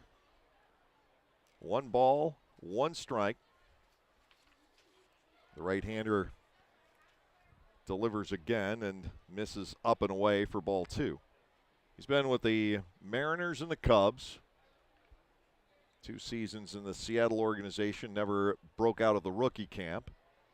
and then it was in single A in the Chicago system a year ago, and was there again this spring. 2 balls and 2 strikes to Jack Kenley.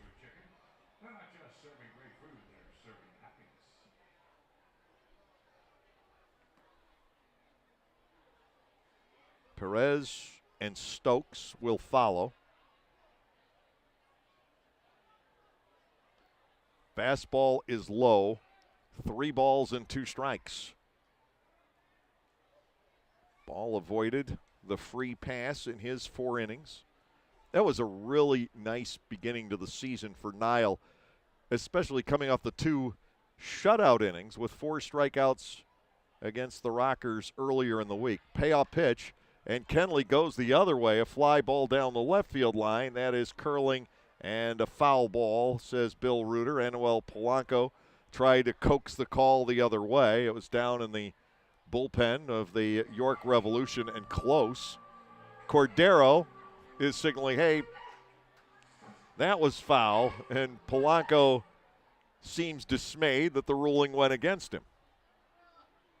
Still 3-2 on Kenley.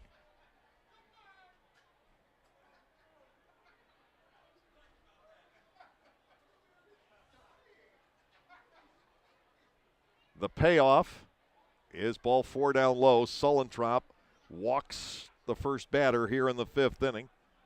Not a good signal, but he's been able to recover from that before.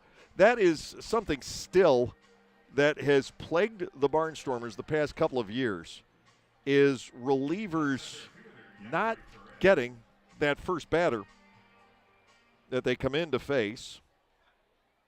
First batters are 2 for 3 now with a walk against Sullentrop, and he is not allowed a base hit after the first batter that he has seen. Jeffrey Perez, the batter, the center fielder, 1 for 2 with an RBI on an infield out.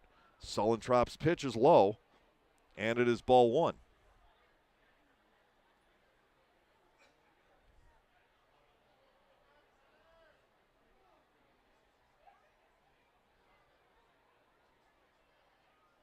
Troy Stokes Jr. is on deck. Sullentrop, big curveball.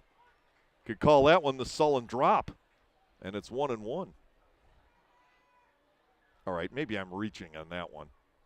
I'll give you that. Don't throw things at your computer. They're delicate. 1-1. Swing and a miss. That was heat. 1-2.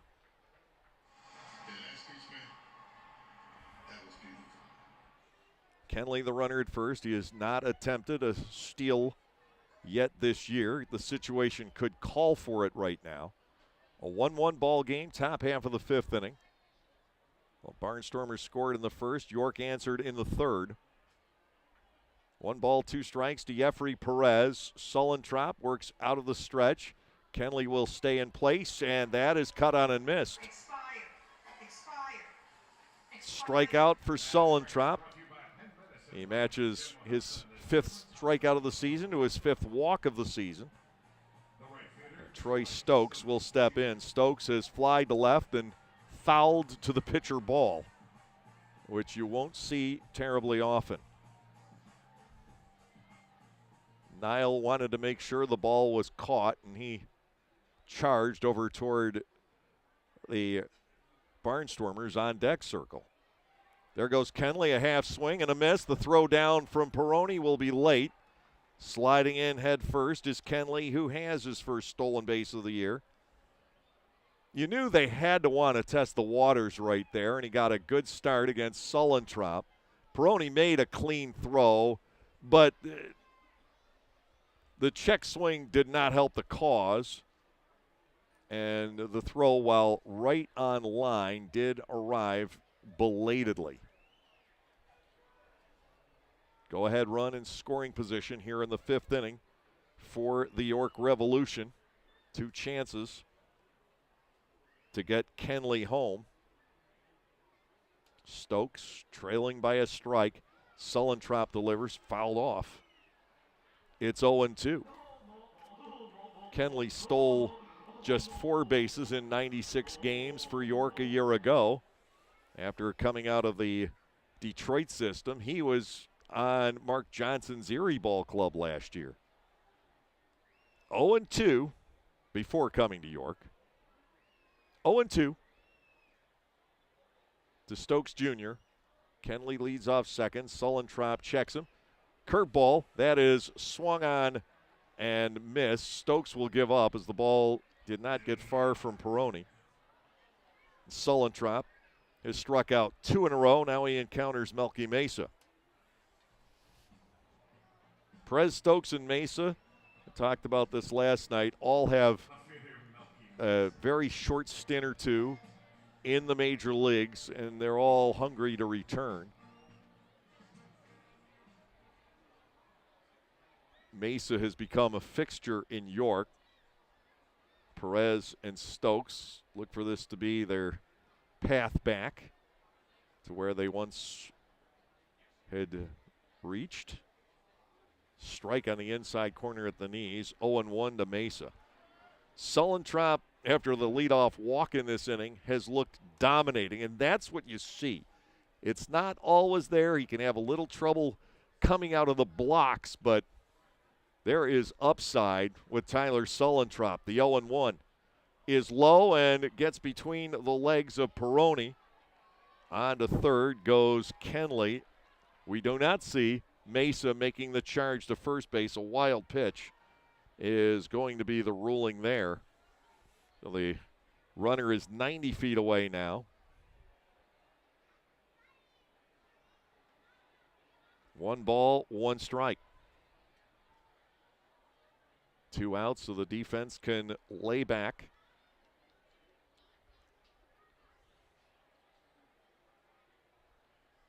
Peroni sets the target, and a Mesa fastball high and inside the check swing, and the appeal to the first base umpire McFarling is turned down.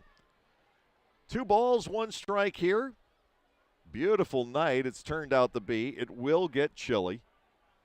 Temperatures have already dropped to the lower 60s from the high 60s where we began.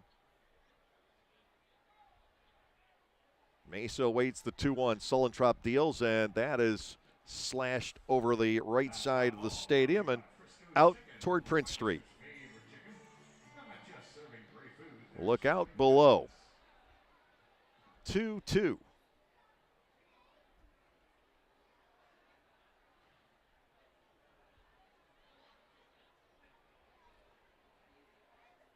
Kenley leads from third. He is advanced following the walk on a steal and a wild pitch.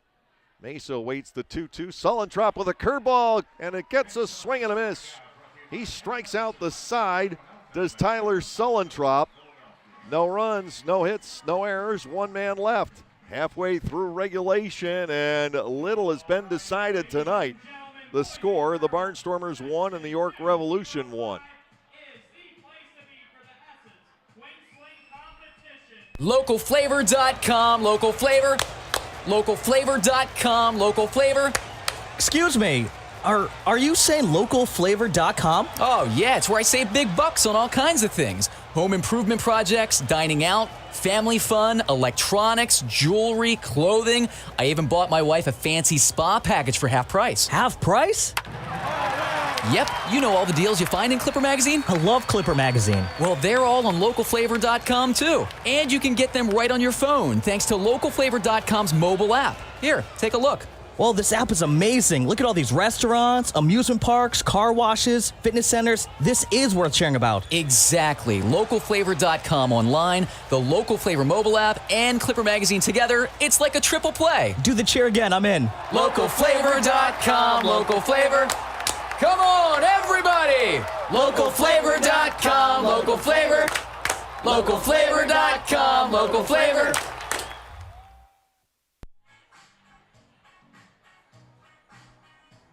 Top of the order scheduled for the Barnstormers in the lower half of the 5th. Clark, Mercedes, and Shaver are going to come to the plate in this 1-1 ball game, and it is refreshing following the onslaught of a night ago. Ball and Sullertrop for the Barnstormers. Martinez has gone all the way so far for York. Between them, 7 hits, 3 walks. We've seen 2 hit batters. Ladarius Clark will come to the plate for the Barnstormers already tonight. 0 for 2 for Clark after going 4 for 4 in last night's game. Lights shining brightly here in Lancaster as the sun is completely down on the last night of April. Martinez to Clark, and he swings it outside. Ball 1-0.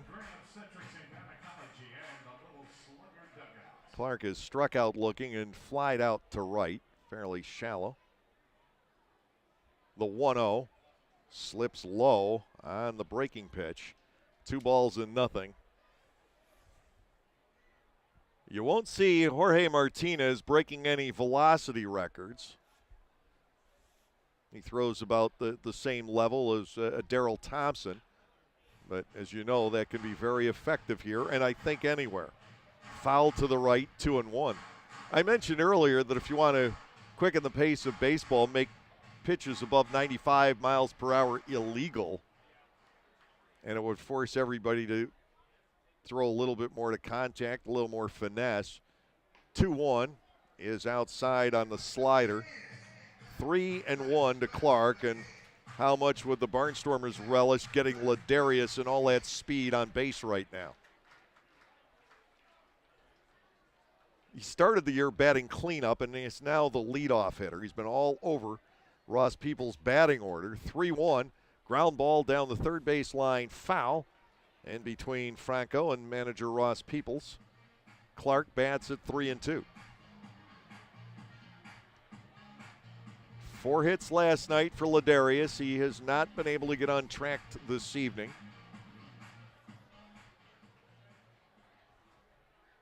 Mercedes, Shaver, and Dugan, if anything develops, in this 1-1 ball game, bottom half of the 5th inning. The motion by Martinez. Here's the 3-2. Clark hits this straight away. On a few steps, Jeffrey Perez for the catch. When Jake Hoover hit the ball with 2 outs and 2 on in the bottom of the 4th inning, I thought the result was going to be an extra base hit. Mesa able to scamper back and make the catch, but Hoover kept racing around the bases even though others started to come off the field, and Mesa just kept going. He ran just about all the way to the fence before finally putting the brakes on. And I thought maybe the ball had eluded his grasp. First delivery to Mercedes is a called strike. It is 0-1. Melvin's grounded out and flied out tonight. 0-1. The wind. Mercedes hits a chopper back to the hill. Flagged by Martinez. And he will get the out, 1-3. Martinez almost overplayed that. The hopper back to him for Mercedes. It looked like he hopped a little bit higher than he needed to.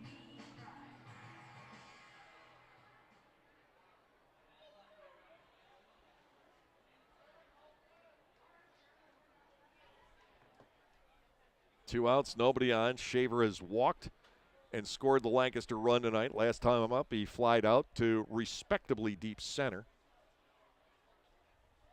Martinez into the motion, and that pitch broke a long way and ended up out of the zone. 1-0 to Colton. Lancaster has not been able to hit Martinez all that well tonight. The pitch to the inner edge, and it's 1-1. It dawned on me, I talked about the great smells in the stadium last night. It dawned on me what I was smelling, and it's the cinnamon roasted nut stand that we now have over on the first base side. Shaver hits it off the end of the bat. This is dying in a hurry out into right field. He's got a 2-out base hit and now a 6-game streak. It came off the end of Colton's bat, and of course you're going to play him back a ways Stokes had no chance. Very little on it. And it just dunked into shallow right. Bringing Dugan to the plate. Kelly is 0 for 1. He's been hit by a pitch here tonight. 1-1 our score. Lower half of the 5th inning. The Barnstormers have been out hit 5-4.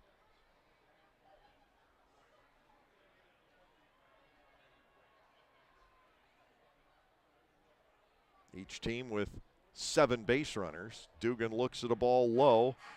It's 1-0. On deck is Andretti Cordero, who was the only player on either side with multiple hits so far tonight.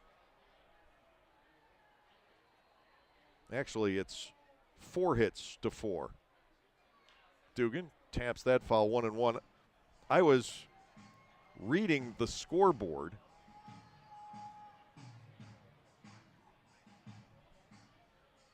The scoreboard says 5 hits for the York Revolution. And I think it maybe that drop pitch rule causing some confusion. A hit as opposed to a walk. To Dugan.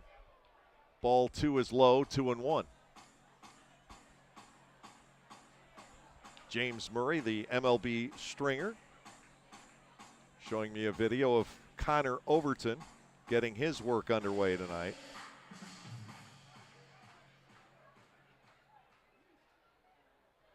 Two balls, 1 strike, with Shaver leading off first. The set. Kelly swings and hammers it to right. Way back it goes, and the walls will not contain it. Kelly Dugan puts the Barnstormers into the lead. He kind of likes this place. 8 runs batted in here in 2 nights, and the Barnstormers lead 3-1. A blast by Dugan. And Lancaster has the edge.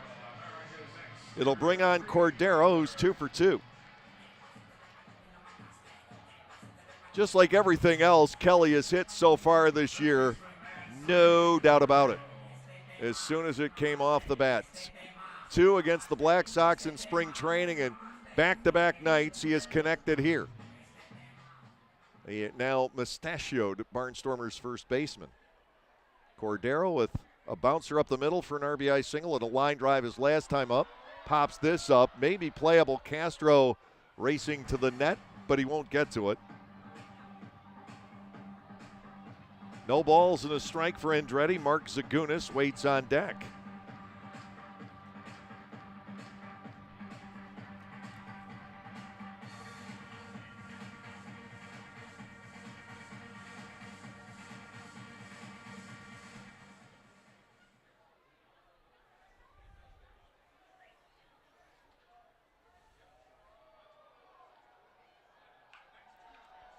Little cue shot out toward the right side, just curling foul.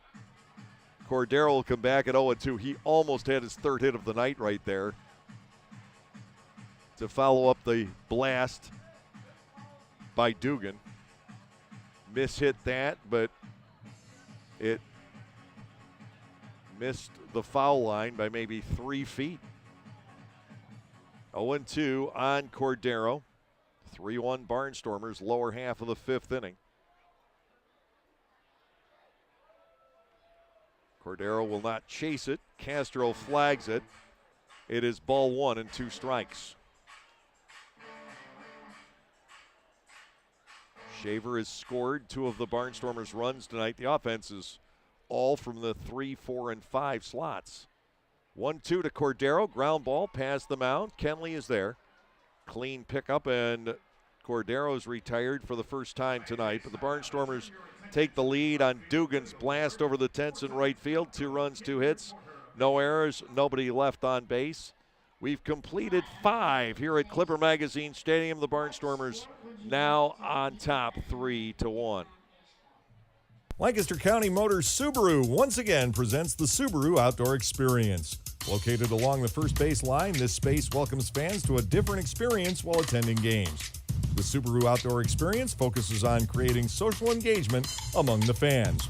Fans will identify with the Subaru Outdoor Experience, which includes games like life-size Jenga, shuffleboard, ping pong, giant checkers, and bocce ball, along with an art wall of kayak, bike, and recycling arts parts and information, a dog-kissing booth, a barbershop corner, and opportunities to engage with the local business that made this unique space possible. Come enjoy the games while watching the game.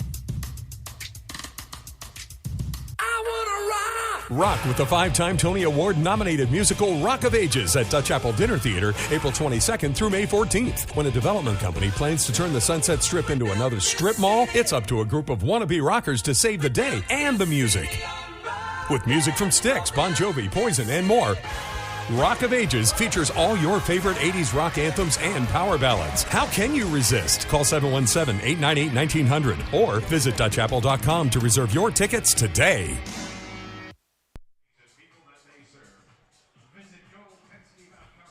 I am a big fan of dinner theaters. I'll have to confess, I have not been to Dutch Apple, but Mrs. Voice and I have contemplated it certainly over the years, making a trip up here to go. And I've been to a couple down near me in Virginia and one, I believe, in Dundalk, Maryland. I've seen The Color Purple. That was the most recent one. My son bought the wife and me tickets to see The Color Purple a couple of years ago. Wasn't sure if I would like it or not. I absolutely loved it. It was delightful. The wife and I had a terrific time. Now Rock of Ages playing at the Dutch Apple. Nelly Rodriguez stands in 0 for 2 against the starter ball, and now facing Sullentrop, who walked the leadoff batter last inning and then struck out 3 straight. Tyler over the top delivers and gets it across for a called strike. He took a little off of that. Ahead of Rodriguez at 0-1. Rodriguez with a grounder to third and a fly ball to right so far in the game. Sullentrop with his off-speed pitch. That was a change, and it's low. Ball 1, strike 1. Barnstormers now with the lead on the 2-run homer by Kelly Dugan in the bottom half of the 5th inning. What a weekend he is having.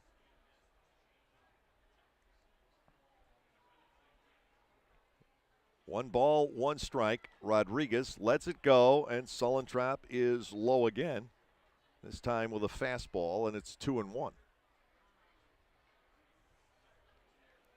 Ballpark a little less active tonight than it was on opening night. As I say, the Barnstormers put so much energy into the opening night show.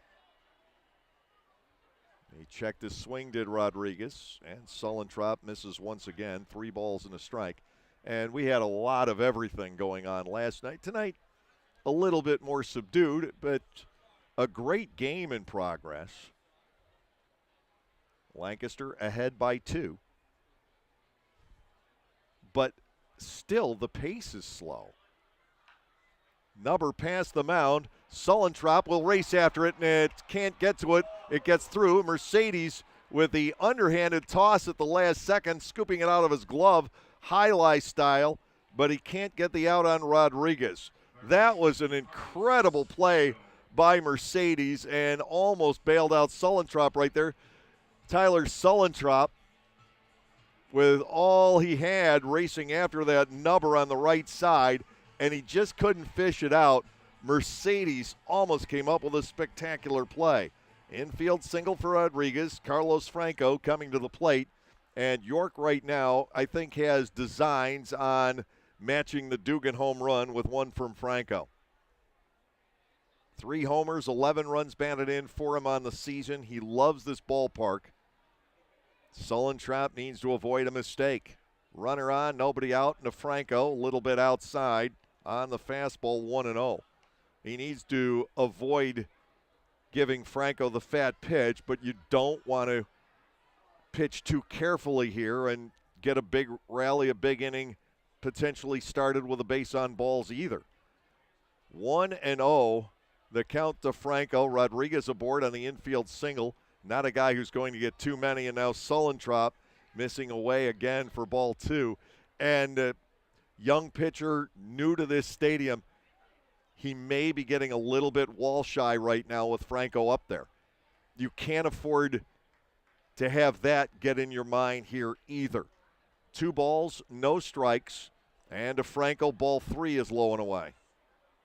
3 pitches in a row, he has gone away from that right field wall, and a chance for Franco to pull the pitch. Jeff Scott, who of course worked as a pitching coach, occasionally a Road Warriors manager in the Atlantic League for years before his health would no longer allow him to, always said that right field wall at Clipper Magazine Stadium does more than you think it does. 3-0. Franco takes a strike, letter high. 3-1 to him. He believed that it wore a team down. Pitchers had to pitch differently.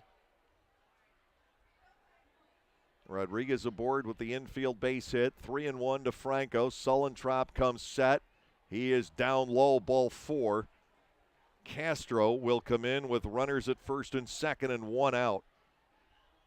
And the Barnstormers will get some activity in the bullpen. This is going to be a left-hander. It looks like Tommy Shirley starting to throw. Subchinski threw 2 last night. Now, Mark will tell you he could come out there again tonight to face 3 batters. And we're going to get a mound visit now. Peroni and Sullentrop have already gotten together, so Mark Johnson will head out also. First and second with nobody out. Carlos Castro scheduled.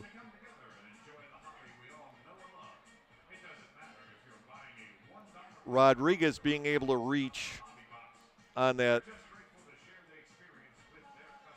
cue shot off the end of the bat with so much English on it over on the first base side is leading to difficulties for the Barnstormers in this 6th inning. I think Franco gets pitched differently if he's not the tying run at the plate here in the 6th inning. But now he has walked, and you still have to get through Castro and the left-handed batting Herrera with the 2-run lead here in the 6th, then the tying run's on. And it's no picnic at the bottom of the order either with Reyes and Kenley. You know York will come equipped with an offense. The Revs always seem to be able to put that part of the game together. Not always the case with pitching on their side.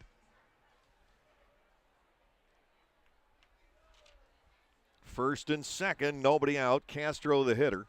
He is grounded to short and he is struck out. Cordero sneaking in for a possible bunt. So is Dugan, and Sullentrop is high to Castro. It is ball 1-0. Sullentrop walked Kenley to start off last inning and then wiped out the side on swinging third strikes. Trouble brews, though, here in the 6th. 1-0 on Castro. The Sullentrop offering foul to the net. And judging by Castro's reaction, one gets the idea anyway that he would like to have that pitch back. 1 ball, 1 strike to Castro. Rodriguez off second, Franco off first. Sullentrop out of the stretch, deals in a check swing, fouls the ball off, but it looks like Castro also got that on the hand. Or perhaps the arm, but the question then would become, did he go around? And they're going to say, no, he's hit by the pitch. And that will load them. Herrera will come to the plate. He is struck out and singled. Do we see the Barnstormers make a move here? Herrera coming in with the bases loaded, nobody out. A strikeout and a single so far for the designated hitter. And here comes Ross. He waited till the last possible second. The move will be made. Sullentrop unable to retire a batter in the 6th inning. It all started off with that odd little base hit off the bat of Nelly Rodriguez, and then the control gets away. Sullentrop will depart. He could win this game. He could lose it. He could get no decision. The Barnstormers go to the lefty, and with the change in the works, we'll pause for this.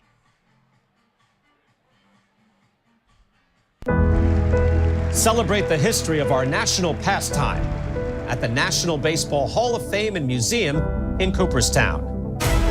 See priceless treasures that will bring your baseball memories to life.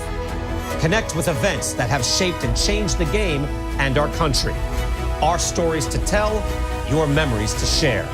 Plan your family visit today at baseballhall.org. See you in Cooperstown, where the journey becomes legend. They say to truly understand someone, you must walk a mile in their shoes.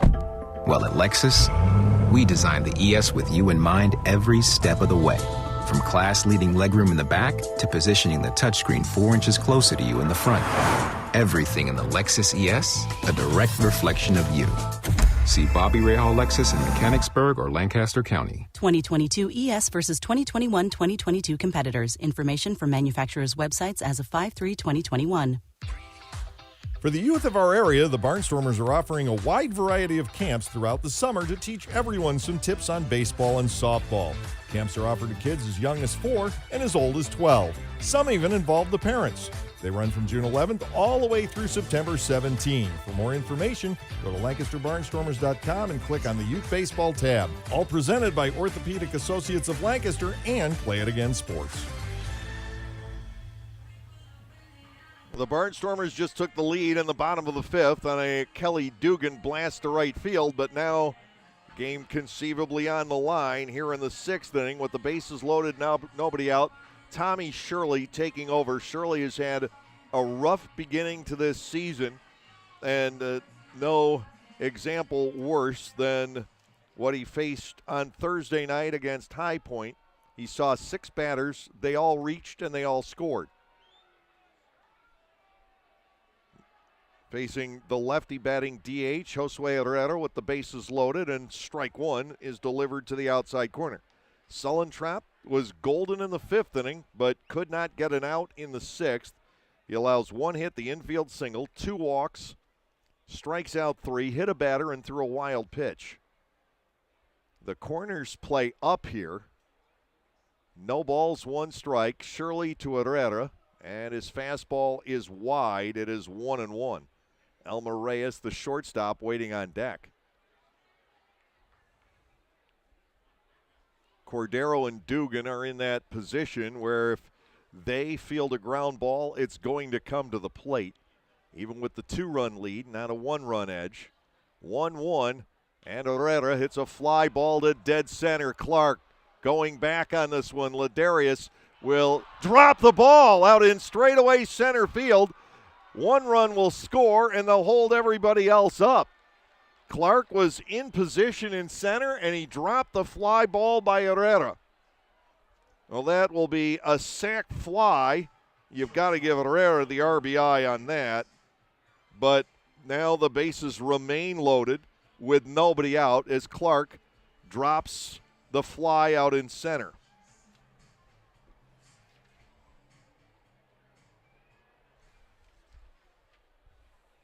So it's 3-2, and the bases remain loaded. Here is Reyes, who is singled into right and popped up to the second baseman, Mercedes. All kinds of issues for the Barnstormers here. Popped up behind the plate. Peroni will not have an opportunity. That is up on the overhang at the sweet level. No balls and 1 strike. So Herrera with the sacrifice fly. It would have been 1st and 3rd with 1 out in a 3-2 ball game. Instead, bases loaded, nobody out because of the drop. Check swing. Did he go? He did, says Doug McFarling. Reyes trails 0-2. Well, this is one of the innings that the Barnstormers have had plague them over the last 3 seasons. Just nothing going right. Walks, hit batters, And we've seen two balls that could have been played and were not. And a 3-1 lead has turned into a very dicey 3-2 edge. Gastonia leading Staten Island 5-2. They're in the bottom of the 7th. Still just the bottom of the 5th. Lexington up 8-4 on Long Island. Shirley is low. And it's ball 1 on Reyes here. Franco at third. Castro at second. Herrera at first.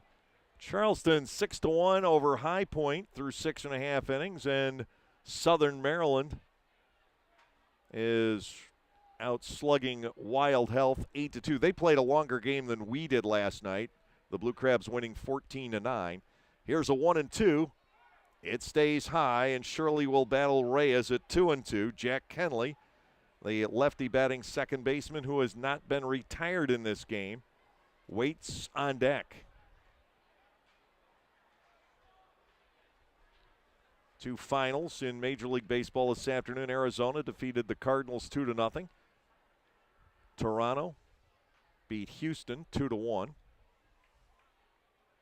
And some more finals. San Francisco 9-3 over the Nats. White Sox shut out the Angels 4-0. Here's a 2-2 pitch. Reyes stings a foul to the edge of the net, and that's why the extension was added a few years ago. Otherwise, that might have skipped off the dugout rooftop with a lot on it, or perhaps gone straight into the crowd and injured someone. Cleveland beat Oakland today 3-1, and Minnesota walloped Tampa Bay 9-1. Here it's 3-2 Barnstormers in the top of the 6th. 2 balls, 2 strikes to Reyes. He gets jammed, pops this up. Peroni had trouble locating it initially, but able to make the catch. And the Barnstormers pick up a big first out on a wonderful play by Anthony Peroni. Reyes gets cheated out of his at-bat. Peroni had to, I think, have somebody tip him off where that ball was. He finally located it.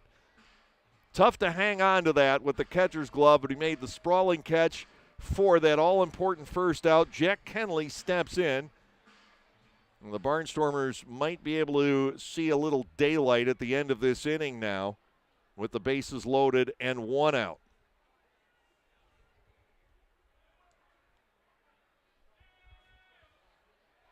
Kenley at the plate. He holds on the swing, but Shirley catches the outside corner. It is 0-1. So far tonight, the lefty batting second baseman with a double and a walk. A stolen base as well. Peroni sets the target. Shirley works 0-1, and that's slapped the other way, nearly nailing the lead runner, Franco. And that's exactly why you lead in foul territory. No balls, 2 strikes. Top of the order, Jeffrey Perez waits on deck. Through 7.5 tonight, Miami leads Seattle 3-1. San Diego and the Pirates are even at 3 apiece in the bottom of the 7th. Boston leading Baltimore 1-0 in the top half of the 6th inning.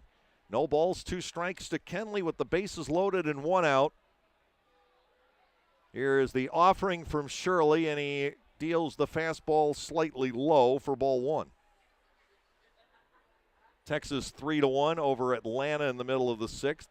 Phillies haven't scored yet against the Mets. 0-0, top half of the 5th after the Mets combined no-hitter. Yankees 3-0 over Kansas City behind Garrett Cole in the 5th inning. The pitch, and Kenley lays off. It is 2-2.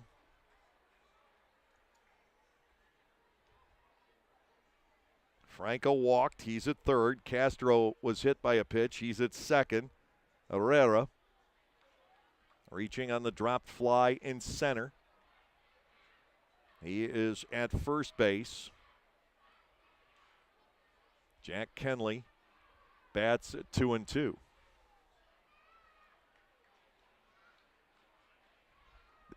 Delivery from Shirley.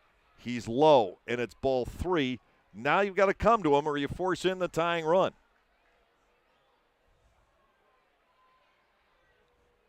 Three balls, 2 strikes. Cincinnati behind Connor Overton up 1-0 in the 3rd. Milwaukee leads the Cubs 4-1 in the bottom of the 4th inning. Couple of games later out west. 3-2, big pitch to Kenley. It is swung on and missed. Tommy Shirley gets out number 2. The lead is intact, but the top of the order, Perez, stepping in. Shirley, on his own accord, has actually pitched out of this inning, but he still has to get the switch hitting Perez. 1 for 3 is Jeffy Perez with an RBI here tonight. He had a single in the first inning, drove in a run with a ground out in the third.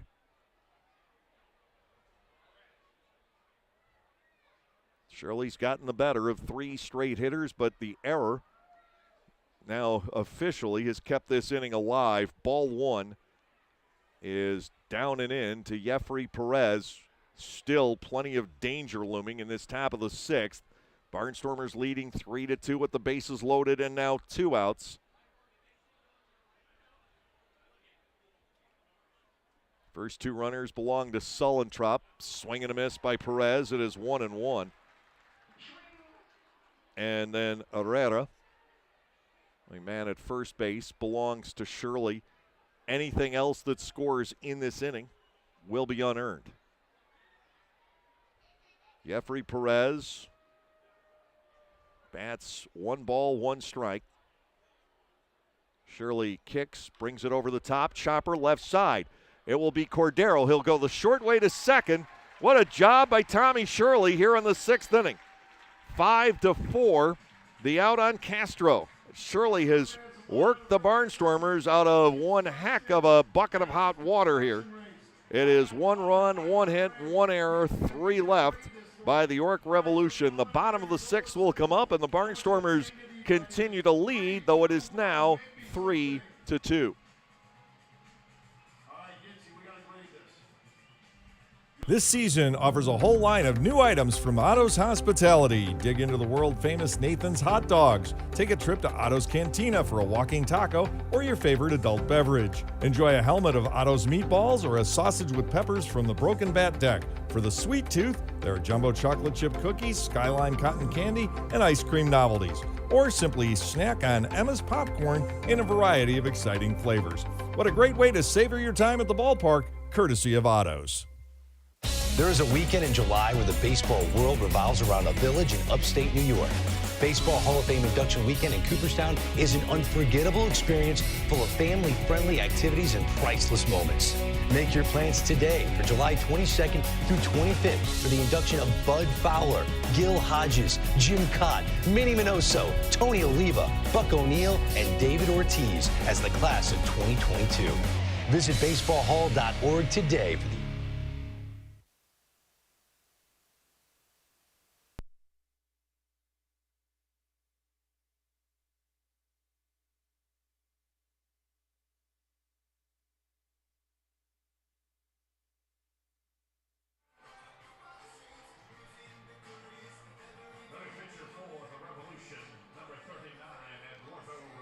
York goes to the bullpen. A right-hander has come on. Introduced as Eduardo Rivera, but Rivera pitched 2 long innings last night. So I'm double-checking to make sure this is not Carlos Del Rosario because they're about the same size.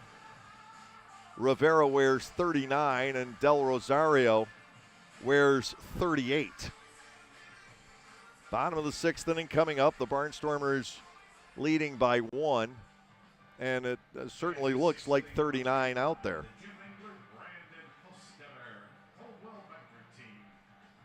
Torrey Martinez worked 5. He's still on the hook for the loss as the Barnstormers wiggled out of the top of this inning. He gave up 5 hits and 3 runs. Walked 2, hit a batter.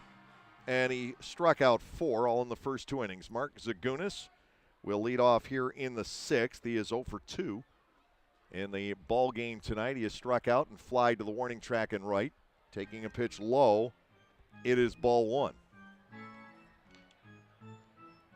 Rivera last night gave up 3 hits and 3 runs in 2 innings. Interesting he would be back out there for a second straight night. Does look like the same delivery, though. Ball 2 to Zagunis, 2-0. Felice and Peroni will follow. Well, the Barnstormers have a right-hander warming up in the bullpen. Tommy Shirley had a disaster 2 nights ago. He comes out tonight. He's absolutely brilliant in bailing out the Barnstormers in the top half of the 6th inning. 2-1 after that swing and a miss by Mark Zagunis. Trying to tell which right-hander this is in the Barnstormers' pen. And I think it is Chase Johnson warming up out there. 3-1, pitch outside. Lancaster trying to pick up off the work of Tommy Shirley and stretch out the lead a little bit in this bottom half of the 6th inning. Fouled away, 3-2. York missed out on a golden opportunity. Bases loaded with a run home, nobody out after the dropped fly in center. Reyes fouls out, Kenley strikes out, Perez bounces into a force play. Now to Zagunis, fly ball right field, hit pretty well. Troy Stokes going back, looking up, and the walls will not contain it. Zagunis has figured out Clipper Magazine Stadium. He came up just short in the 4th inning, and now he finds the deck here in the 6th. The Barnstormers lead 4-2.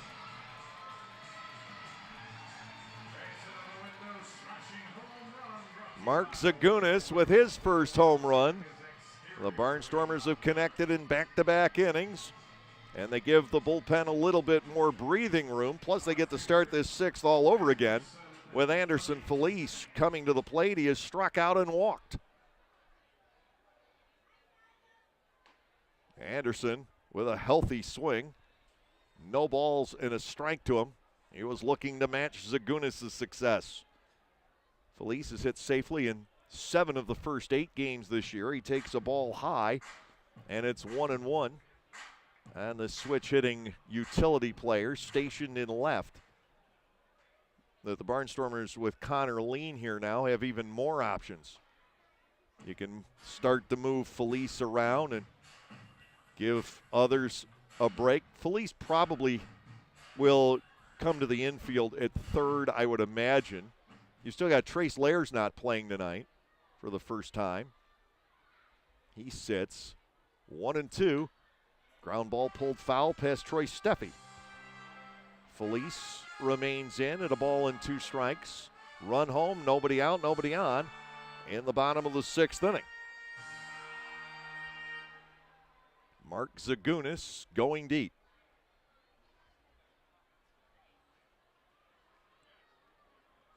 To Felice, 1-2. He skies it behind shortstop.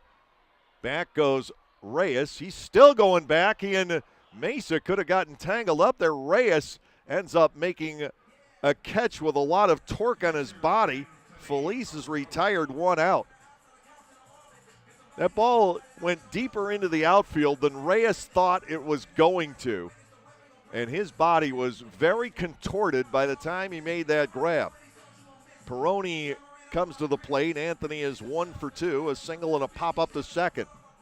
4-2 Barnstormers, lower half of the 6th inning, and again, not exactly steaming right along here tonight. Foul ball to the net. It is 0-1 on Anthony. The fastest 9-inning game played by the Barnstormers last year was 2:47.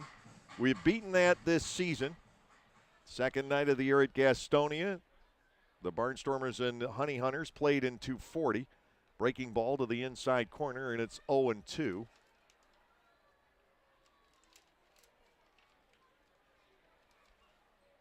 Another story in this yard. Ball is outside, 1-2, where the average 9-inning game last year took around 3.5 hours.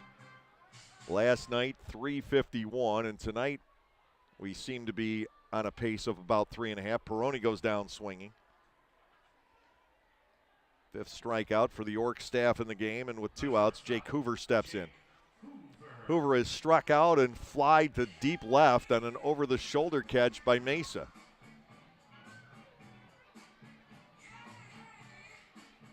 That with 2 teammates aboard back in the 4th. And initially, I thought Jake had done it again with runners on base. He doesn't hit for a high average, but he can be an RBI machine.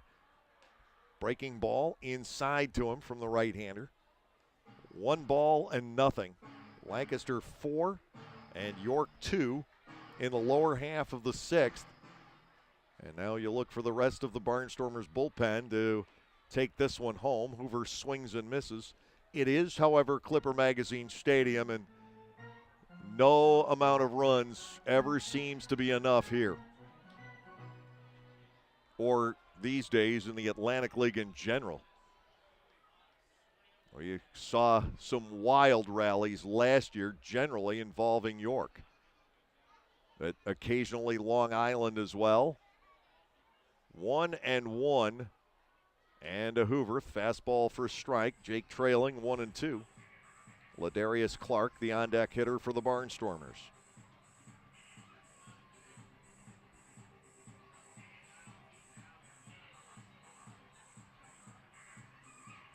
Rivera needing to throw one more strike to get his club through the 6th. 1-2. Hoover swings and he misses. That ends the 6th, but the Barnstormers pick up one on the opposite field home run by Zagunis. 1 hit, no errors, and nobody left on base. End of 6 here in Lancaster. The Barnstormers are up by a score of 4-2. Being over 55 does not mean a ticket, it means 10 with the Silver Stormers Club presented by the Lancaster Barnstormers and Audiology Associates of Lancaster. Anyone 55 and over can enjoy baseball action at every Tuesday home game for only $50 on the season. That is nearly a 70% savings. Members also receive a special Silver Stormers t-shirt to wear proudly at the stadium. For more information or to sign up, go to LancasterBarnstormers.com and look in the season tickets section.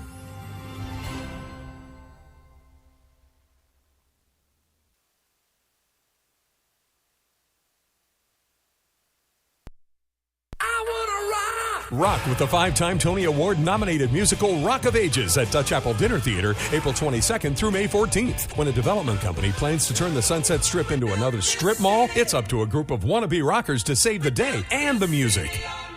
With music from Styx, Bon Jovi, Poison, and more, Rock of Ages features all your favorite 80s rock anthems and power ballads. How can you resist? Call 717-898-1900 or visit DutchApple.com to reserve your tickets today.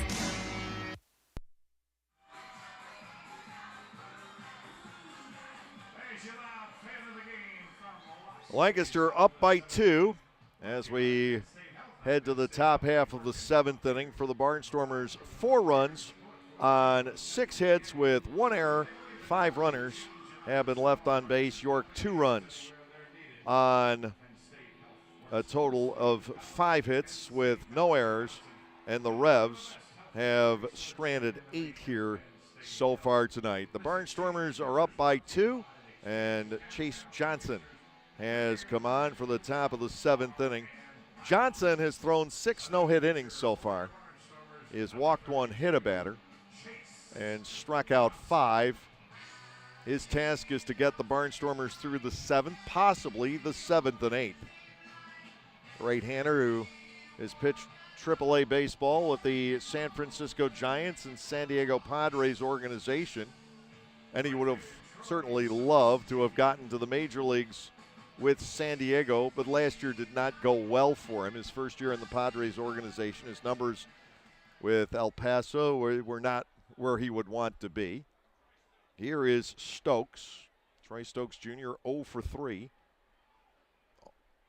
2 of the outs against Ball and 1 against Sullentrop. Johnson to the plate and a strike on the inside corner. It is 0-1, another right-hander who deals from over the top. We'll see how the radar gun picks him up here.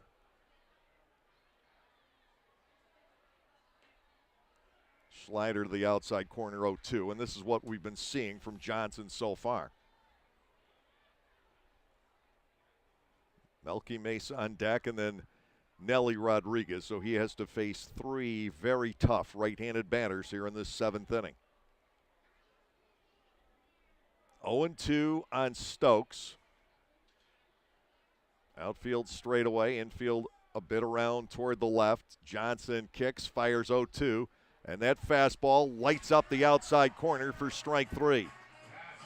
Johnson's control has been pinpoint so far this year. 1 out.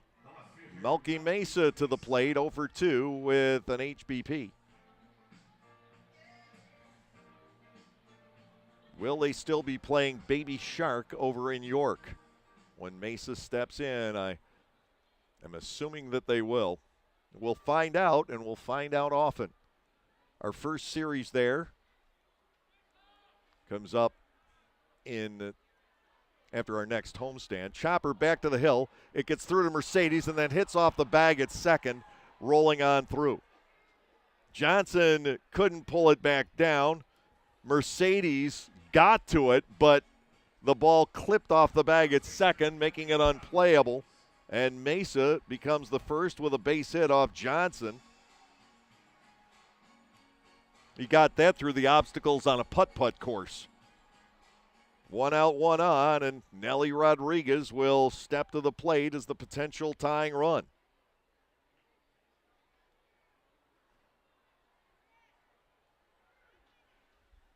Infield set, double play depth for the Barnstormers. Johnson working against Rodriguez. Third baseman, the left-handed batting Franco, waits on deck. Mesa, the runner at first, being held by Dugan. Here is the set. Johnson to the plate, and he slips his slider onto the outside corner. Strike 1.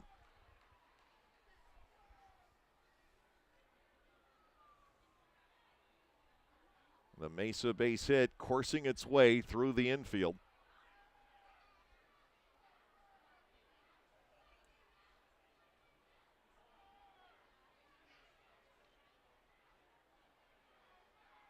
Johnson to Rodriguez, flattens him with a fastball that came in at 94. And we wondered what Johnson would hit on the radar gun. We now have the answer.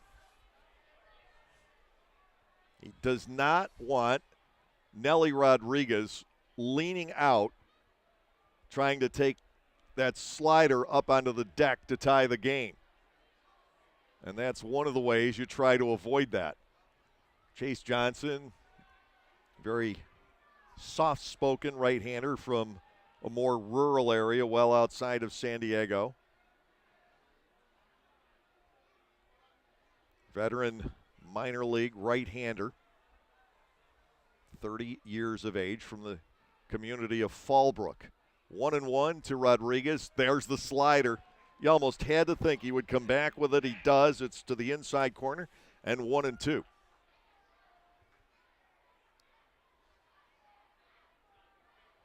We had tense moments, certainly in the top of the 6th, when Tommy Shirley was able to work his ball club out of a bases loaded, nobody out jam with the tying run at third. Zagunis hit the home run to get a 2-run lead back in the bottom of the 6th inning. Now to Rodriguez. Johnson misses, and it's 2-2. Trying to work the outside corner, but not where he was going to get hurt. 2 balls and 2 strikes to Rodriguez, who's 10 for 29 on the year with a homer and 8 runs batted in. The average translates to .345. Tough out here in the Atlantic League. 2-2. Johnson will bring it home, and he's high, 3-2. That was again the fastball.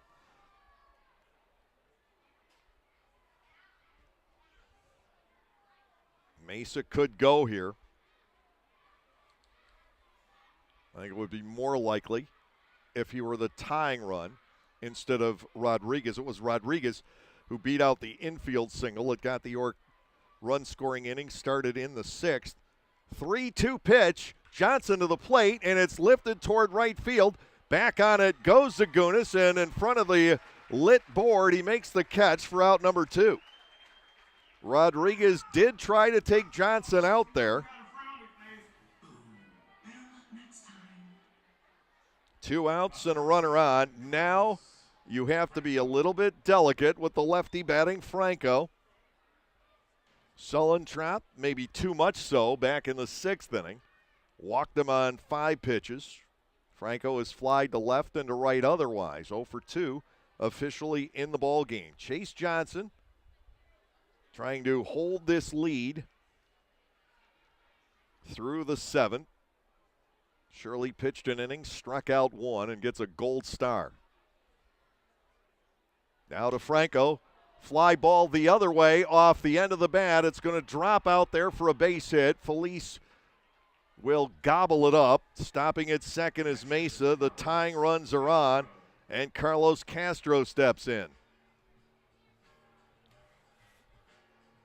Johnson giving up his first 2 hits of the season in just shy of 7 innings. Neither one of the base hits tattooed. The hardest hit ball of the inning was the out by Rodriguez. Castro stands in 0 for 2, and he's been hit by a pitch. Again, the Barnstormers' lead is in jeopardy. Top of the 7th inning with 2 outs and the tying runs on base for the York Revolution. Castro digging in. Hasn't done too much yet this year. He did have a double and an RBI in the game last night. Defense back with 2 outs. Johnson from the stretch will go to work, and the pitch to Castro dances in at the knees for strike 1.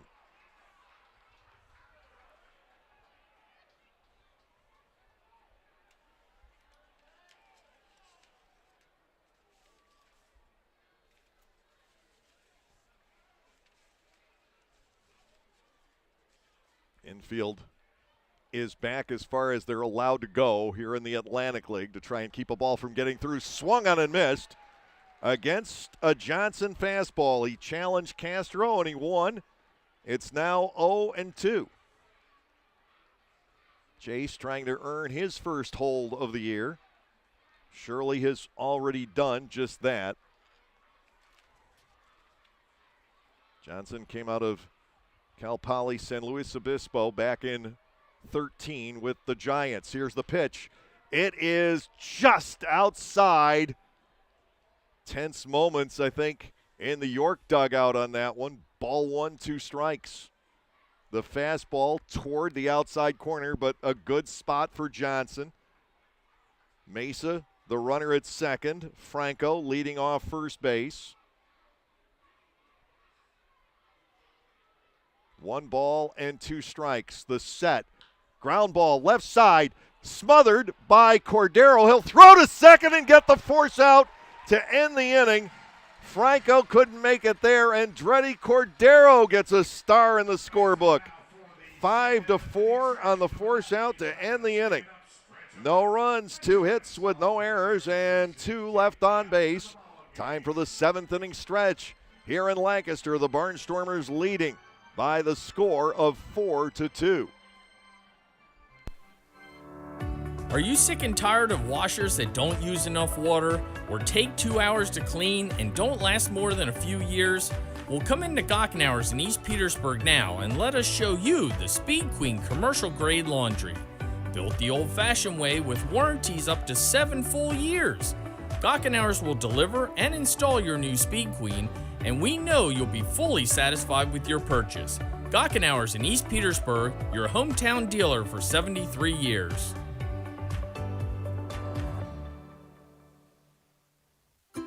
At Clipper Magazine Stadium, we have hot dogs and popcorn, peanuts, soda, and nachos. But what if, say, you are only 3 months old and mom wants to have a night out and watch the Barnstormers? Well, thanks to May Grant Obstetrics and Gynecology, the littlest of Stormer fans now have a place to go for dinner during the game.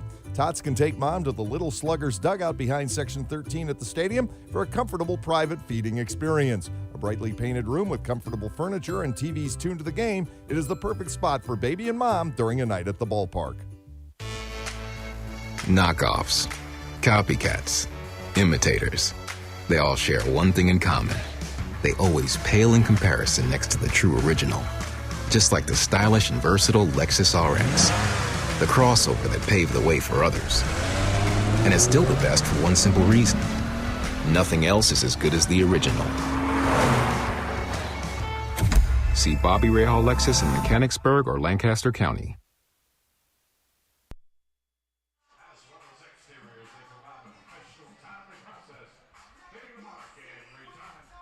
So this is Eduardo Rivera pitching tonight. I understand that we were all mistaken last night. It was Del Rosario a night ago. One wears 38, one wears 39. The jerseys last night, a little tough to read. They're built pretty much the same height. And they throw over the top. Now here is Ladarius Clark leading off. We have some defensive changes for the Barnstormers. Anderson Felice is now in right. Connor Lean has gone to left, and he bats in the sixth spot in the order. Ladarius Clark, 0 for 3 in the ball game tonight. Barnstormers have been out hit 7-6. Rivera will deliver to Clark off the end of the bat. He lifts this to right center. It's dying in a hurry. Perez comes on for the catch. One pitch, one out here in the seventh. Melvin Mercedes steps in. He is 0 for 3. Two-run homer by Kelly Dugan. RBI single for Andretti Cordero. Solo shot for Mark Zagunis. Plating the Barnstormers runs tonight.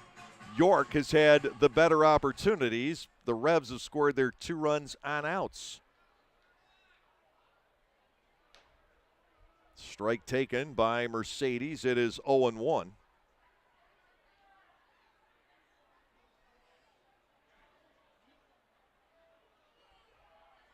That the Revs tonight are 0 for 10 with runners in scoring position. Ball is low. It is 1-1. The Barnstormers with a little bit more success at 1 for 4, but they have the long balls. Mercedes swings, yanks this down the right side. That will skip to the wall. Stokes has to play it off the warning track, and Melvin steams into second with a headfirst slide and a double. 2 bases for Mercedes. An insurance run in scoring position, and Colton Shaver to the plate. Shaver's supposed to be driving in runs, but tonight he's scoring them. He is 1 for 2 with 2 runs scored. He has a walk and a single on a sand wedge that dropped into right field.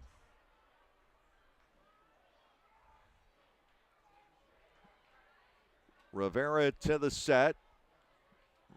Mercedes trying to taunt him out at second base. Rivera pays little heed and gets a swing and a miss out of Shaver. It is no balls and a strike. The Barnstormers with their 3rd extra base hit of the game. York has 1 double. Also the 3rd extra base hit of the year for Mercedes. 0-1. Shaver looks at a ball low. 1-1. Kelly Dugan is on deck. Dugan is having a monster of a series. He's had 2 doubles, 2 homers, and 8 runs batted in this weekend.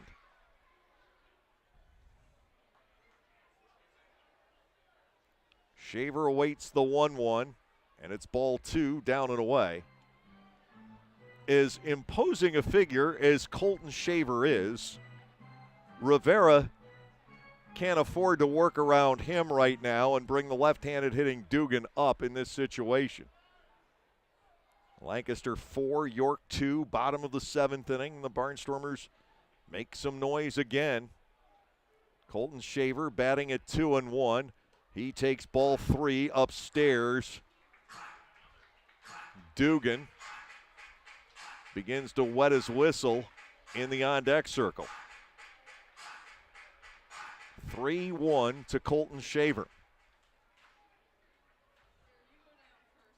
Rivera works out of the set, and to Colton it's fouled away, 3-2.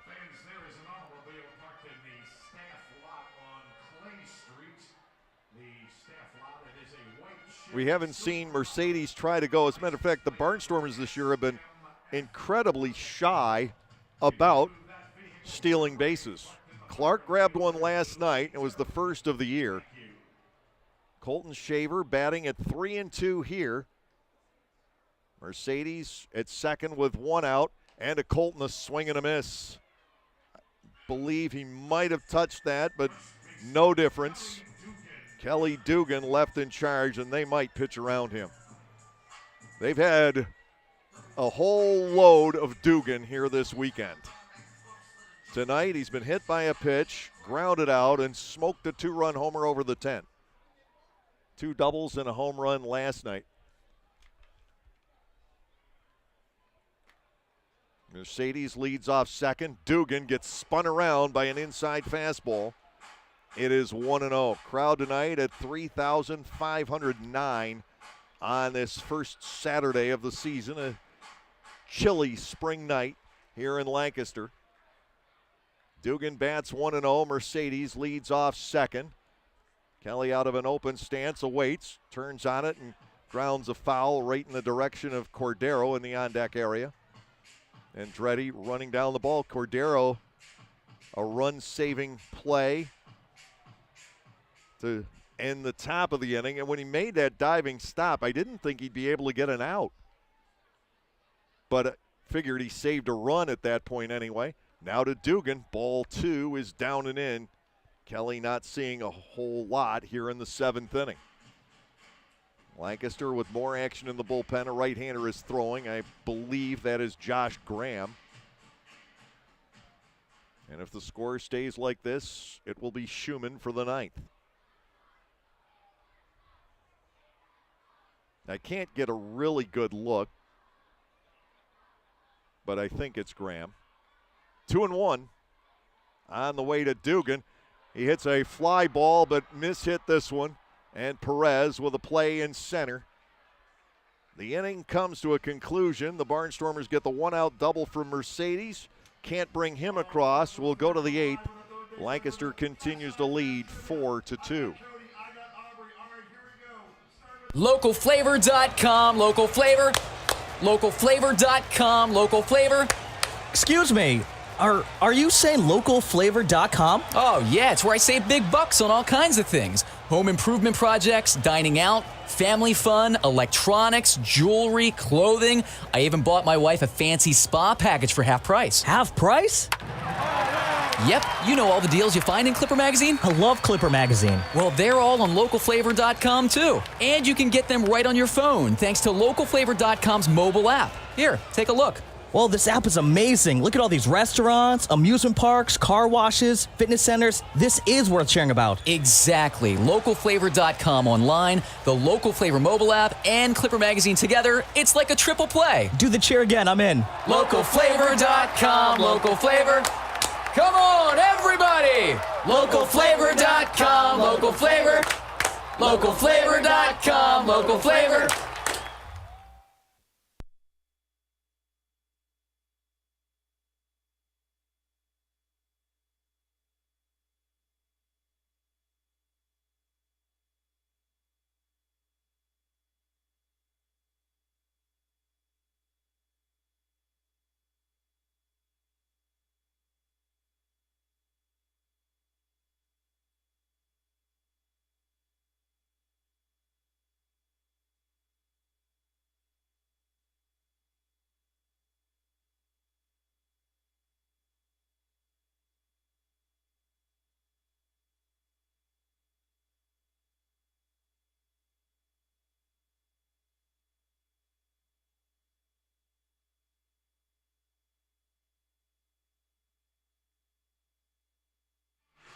Josh Graham comes in for the 8th inning for the Barnstormers.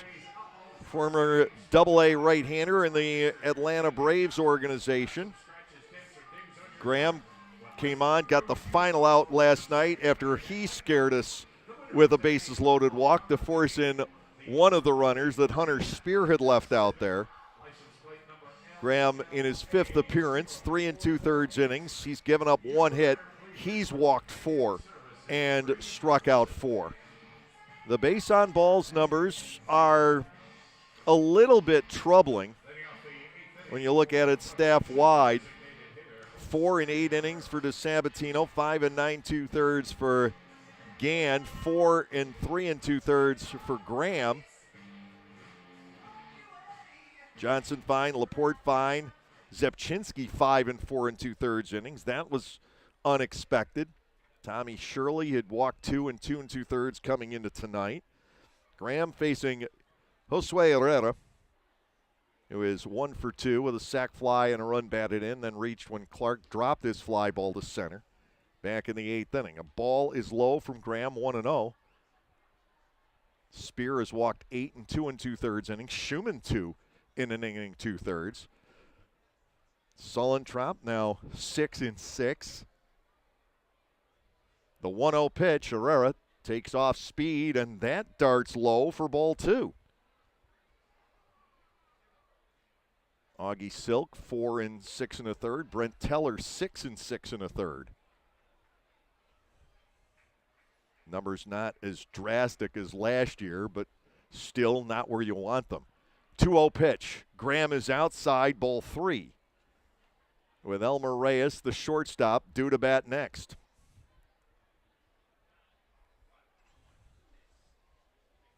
Sullentrop walked the first batter that he faced tonight. Graham in danger of matching that. 3-0 to Herrera, who swings away and fouls it back. Talk about shocking. 3-0 with his ball club down by 2, and the number 7 hitter, Josue Herrera, swings away. 3 balls and a strike.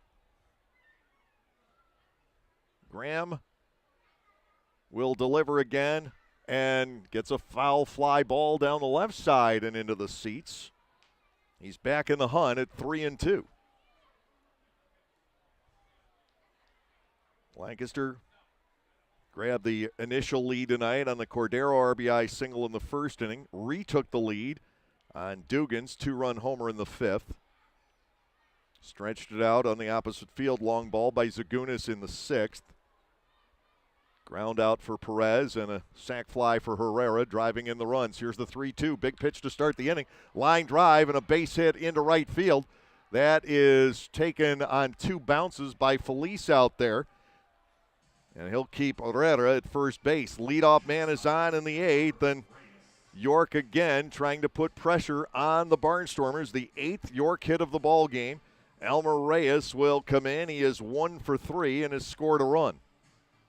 Shirley and Johnson have recorded Barnstormers holds so far here tonight. The lead was too big for anything of the like a night ago. We saw some holds in the season opener. Graham and Zepchinski to set up the save for Schumann. First pitch strike in on Reyes. It's 0-1. Tying run at the plate for the York Revolution with nobody out in the top half of inning 8. Infield looking to turn 2. Graham with a breaking ball off the glove of Peroni. And it will move Herrera ahead to second. That will be a pass ball. And it takes the double play away. Graham and Peroni got crossed up. They'll talk signals.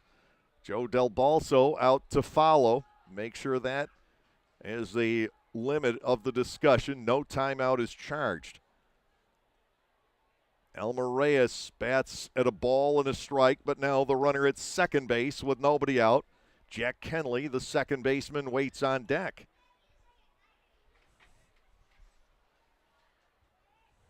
Ball, Sullentrop, Shirley, Johnson, and now Graham for the Barnstormers tonight. Elmer Reyes batting at 1-1. The pitch, a check swing. Did he go? He did, says Doug McFarling. 1-2. Looked like he did from here.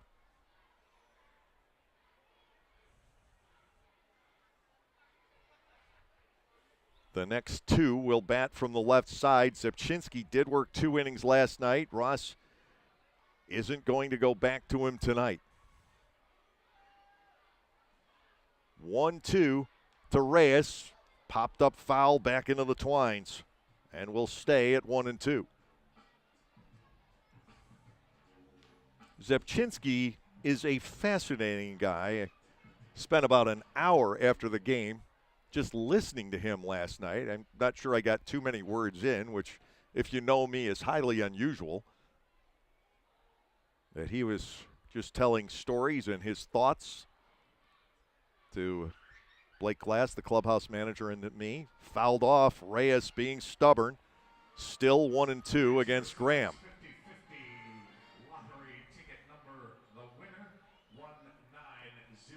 Russ has Graham as his 8th inning guy for now. And to this point, it has worked. You could see either Johnson or Dela Cruz eventually work into there. Elmer Reyes awaits the 1-2 and hits a little pop fly out toward shallow left. Back goes Hoover, and he does it again with a whale of a backward somersault for a catch. He's as good as there is. I saw absolutely no play whatsoever when that came off the bat of Elmer Reyes. Instead, we get a gem from Jake. 1 out. And put a star by that one in the scorebook. Cordero got one last inning. And here is Jack Kenley, the lefty batting second baseman, 1 for 2 tonight.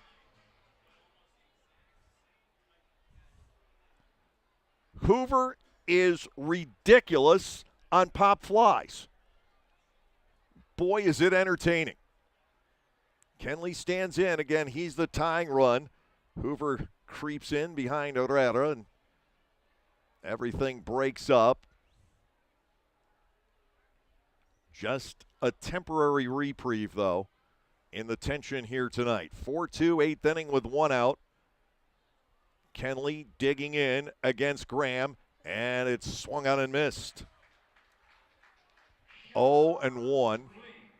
And now there is action in the Barnstormers bullpen once again, but it is a right-hander, and I think we'll see. Looks like a single digit, but it looks like Schumann's motion.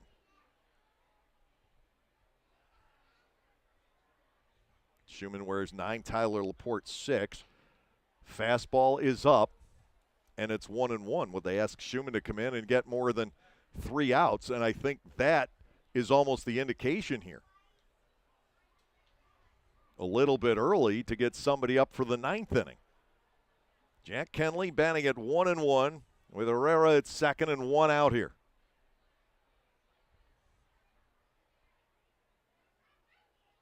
To Kenley. Ground ball right side. Mercedes is there for the scoop and the throw.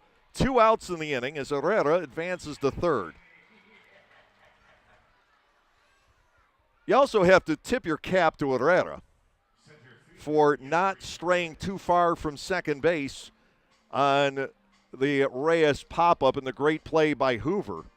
Because Hoover rolled over and was ready to fire into second if Herrera had wandered too far. Now the switch-hitting Jeffrey Perez stands in. He's 1 for 4 tonight. Can Graham polish off the inning? Runner at third, 2 are gone. To Perez, inside. Jeffrey forced back out of the box. Ball 1, no strikes. Perez, switch hitter. Batting from the left side.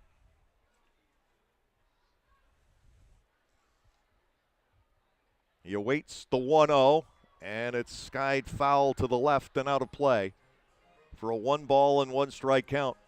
Jeffrey Perez from Bangui in the Dominican Republic, 30 years of age. Stole 4 bases in his 12 games with the Marlins. He's here for his speed. Last played officially in the Mexican League in 2019. Ball 1, strike 1. With Herrera leading off third. Graham fires wide. It's 2-1. Stokes is on deck. Would the Barnstormers look for Schumann to get 4 outs instead of 3 if Perez reaches here? That almost seems to be the indication, though Scott's pace down in the bullpen has slowed. 2 balls, 1 strike. Graham steps off and straddles the rubber momentarily. Cordero, Lean, and Felice, the scheduled hitters in the bottom of this inning.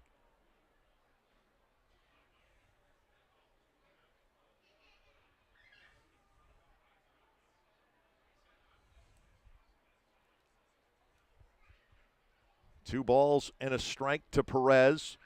The Graham pitch lifted to the left side again and out of play.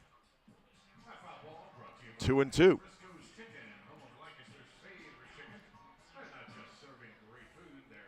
Very still air on a chilly night down into the 50s here in Lancaster. The summer heat still has not settled on to the East Coast. We had it briefly last week down in North Carolina. Storms came through on Tuesday afternoon, and it got very chilly there also. 2-2, 2 outs, runner at third, infield back. Graham will deliver. Perez gets ball 3, and York again with the possibility of getting the tying runs on base. They had the bases loaded and nobody out back in the 6th, down by just 1.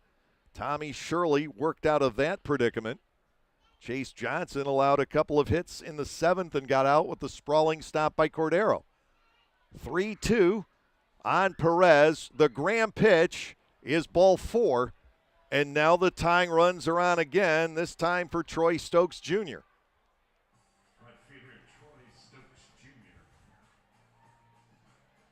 The walks remain somewhat disturbing for the Barnstormers coaching staff, and we're going to get a visit and perhaps the call to Schumann. It does not have to be made, and it hasn't been made yet. I think this is Mark Johnson out to talk to Graham. It is. He's slightly shorter and slightly stockier than Ross, and I didn't pick up the spectacles, which Ross now supports on a full-time basis. Johnson a few years older than Ross. Mark is 46. Ross is, can you believe it, now 42. Where has the time gone since 17 years ago Thursday, the Barnstormers played their first ever game at Somerset against the Patriots, and they beat Brett Jody. And Ross Peoples was a few days away from making his first Barnstormers appearance later on that trip. 1st and 3rd with 2 outs. Here is Stokes. Graham, a high set. He'll bring it home. Popped up left side. Cordero coming over near the tarp. He's not going to have room. It's into the seats. 1 strike on Troy Stokes Jr. 0 for 4 in the ball game here tonight. The defense by Cordero and Hoover have kept the problems from being worse over the last 2 innings. That was something from the outset of spring training I have talked about, the gloves of these infielders. The 0-1 settles onto the outside corner. Great off-speed pitch from Graham. He has the handcuffs on Stokes at no balls and 2 strikes. Stokes will do everything he can to break out. 0 for 4, and the guy who played briefly in the major leagues last year. I think this is one of the better newcomers in the Atlantic League here in the 2022 season. I like what this guy brings to the table. No balls and 2 strikes to Troy Stokes Jr., Maryland native. Not playing too far from home. The 0-2. Ground ball, left side. Cordero will cut it off, and then he loses the handle. And now the defense gives one back. It's 4-3. Just as I got done crowing about the glove work of the infielders, Cordero commits an error, and Melky Mesa steps in with the tying run at second, and the Barnstormers are going to go to Schumann. Ross is on his way out. The run charged to Graham will be unearned. It looked like he had the final out, and Cordero unable to handle the ground ball to his left. Melky Mesa will be facing Scott Schumann in a 4-3 ball game when we come back from these messages.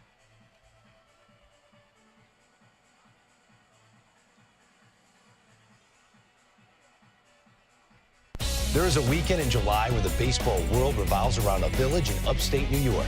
Baseball Hall of Fame induction weekend in Cooperstown is an unforgettable experience full of family-friendly activities and priceless moments. Make your plans today for July 22nd through 25th for the induction of Bud Fowler, Gil Hodges, Jim Cott, Minnie Minoso, Tony Oliva, Buck O'Neill, and David Ortiz as the class of 2022. Visit baseballhall.org today for the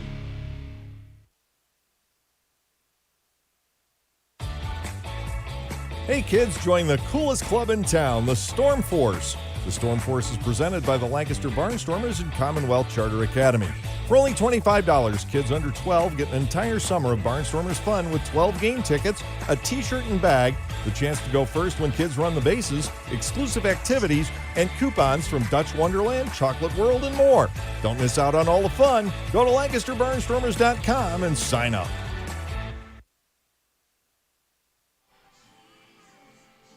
4-3 with Perez at second and Stokes at first. In the top of the 8th inning, as an error has allowed York to keep the inning going and get one run closer. Scott Schumann getting a bit out of his one-inning comfort zone here tonight. He is being asked to get a 4-out save. The Barnstormers leading by 1. Melky Mesa is the scheduled hitter with the tying run in scoring position. Schumann is 0-1 with a save on the year. His ERA is at 0. I mentioned he has given up a couple of hits and a couple of walks so far. He has struck out 2, 1 in each appearance. Last year, Scott gave up 2 home runs in 48 1/3 innings. But one of those was hit by the man about to step in. It turned out to be harmless. Schumann got the save in that game anyway. 2 on, 2 out. An error, keeping the inning alive for the York Revolution and conceivably the game alive. 4-3 now. Herrera reaching on the base hit to right, took second on a pass ball, third on an infield out. Perez drew the walk. And Stokes reaches on the air. Mesa stands in against Schumann. The right-hander will bring it home. This is chopped to short. Hoover will take it. The long throw in time. Schumann out of the inning on 1 pitch. Mesa grounds out. Oh, Schumann has held the lead, at least for now. A run on a hit with an error. And 2 more runners left on base for York. That's a dozen for the ball game. Bottom of the 8th coming up. The Barnstormers looking for some breathing room here. It is Lancaster 4 and the York Revolution 3.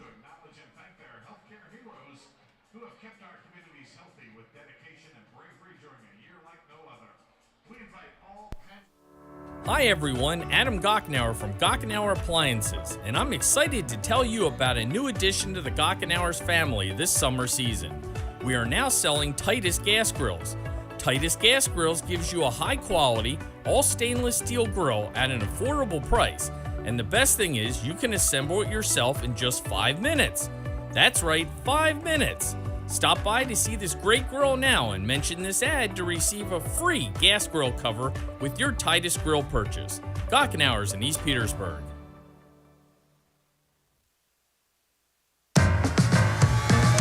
Pennsylvanians are creating their own soundtrack thanks to PA Lottery Scratch-Off's Excitement's back. Pennies, nickels, dimes, or quarters, no matter your choice, scratching's always in order. With big top prizes and second chance drawings, thrills await. They're out there calling if it's excitement you seek and you're looking for action, play the PA Lottery. And keep on scratching. Must be 18 or older. Please play responsibly. Benefits older Pennsylvanians every day.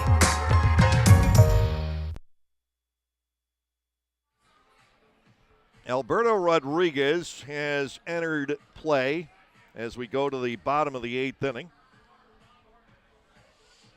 The Barnstormers leading 4-3, and they will send Cordero, Connor Lean, and Anderson Felice to the plate. Lean will be batting for the first time in the ball game here tonight. Rodriguez back in York for another go-around, a man who pitched briefly for Sugarland as a starter in 17 and went to the Road Warriors in 18. He was 2-5 there. With York last year, 6-4 in 53 relief appearances. His ERA was 4.11, and he had a tendency last year to mesmerize the Lancaster Barnstormers. He threw 57 innings last year, yielding 48 hits, 26 earned runs. He walked 35 and struck out 59. This season, he's given up 5 walks in 2 innings, 2 hits and 4 runs. 4-3 Lancaster. The Barnstormers with the 2 home runs tonight. They've also made 2 errors, and the Revs have scored a run on each of those. Cordero will step in, 2 for 3 and an RBI. Cordero with the error in the top of this inning and a great stop to deny a York run in the 7th, so that's evened out. Alberto Rodriguez to start off the inning. And his first pitch sails high and outside. It is ball 1 and Andretti with Connor Lean on deck. Lean is a fairly big fella. He goes 6'3", 225 and packs a pretty good wallop. 1-0 to Cordero. Wrapped back to the mound, and from his backside, Rodriguez will get up and throw Andretti out. 1-3. He lost his footing and fell backwards, handling that crisp one-happer back to the mound. Here is Lean, who was 2 for 3 with a couple of doubles last night. He's taken over defensively in this one. 1 out, nobody on in the 8th. Lean batting. Felice is on deck. Peroni in the hole, and then you get to the top of the 9th. Schumann will have to run the gauntlet of Rodriguez, Franco, and Castro, the heart of the order for the York Revolution. After retiring Mesa on 1 pitch to get the Barnstormers out of the 8th. Good breaking ball and a strike from Rodriguez to Lean.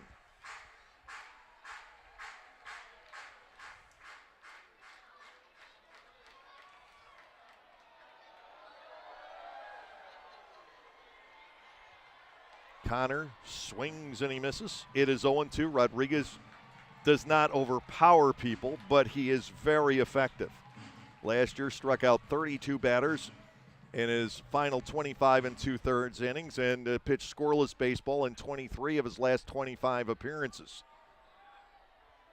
0-2 to Lean. The offering slips past the outside corner. Ball 1 and 2 strikes. York asking for the appeal on that, but it appeared evident Lean did not go. Lancaster 4, York 3. 1 out into the bottom half of the 8th inning.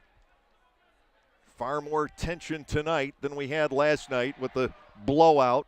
Lancaster winning the home opener by 16 and at one point up by 21.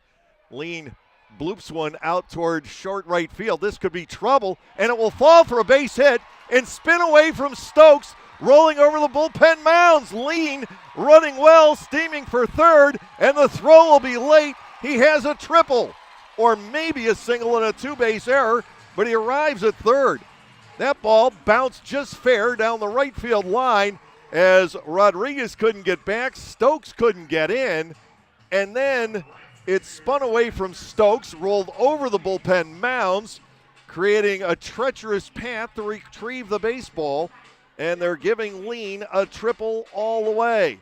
His 3rd extra base hit in 4 at-bats as a Barnstormer, and his 5th extra base hit in 15 at-bats in the Atlantic League when you factor in what he did with Southern Maryland. Anderson Felice will bat against the infield being pulled tight here with the insurance run at third and one out in the bottom of the eighth inning. Felice batting with Peroni on deck.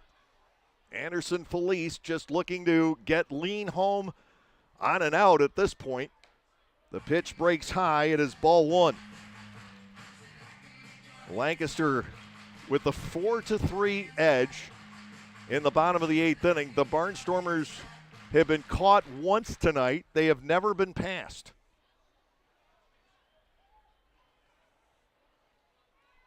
Here's the 1-0. Ball two is outside, handled by Castro. 2 balls and nothing. York is not going to be terribly concerned with a walk here, I wouldn't think, with the right-handed batting Peroni and Hoover to follow, and Peroni does tend to ground into some double plays, and that is, I think, what they're looking for. So they're not intentionally walking Felice, but he certainly hasn't seen anything these first 2 pitches. Now he does, and gets a fly ball out to left. Hopefully deep enough. Mesa will make the catch. Here comes Lean. Here comes the throw. It'll be late. It's a sacrifice fly for Anderson Felice, and the Barnstormers lead 5-3. Lean with the bloop triple down the right field line.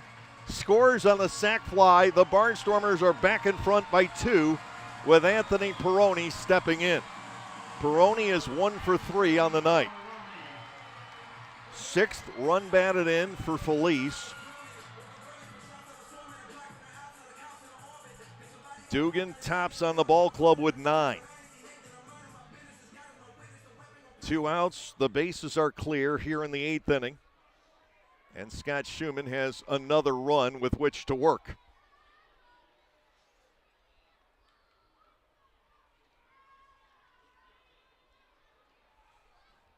Peroni facing Rodriguez, the right-hander, snaps off a slider and cuts the front edge off the outside corner. It's 0-1. 8 hits apiece, but the Barnstormers with the extra base power tonight. Double, a triple, and a couple of home runs. To Peroni, another good breaking pitch. This one got more of the outside corner, but still right there, 0-2 on Peroni.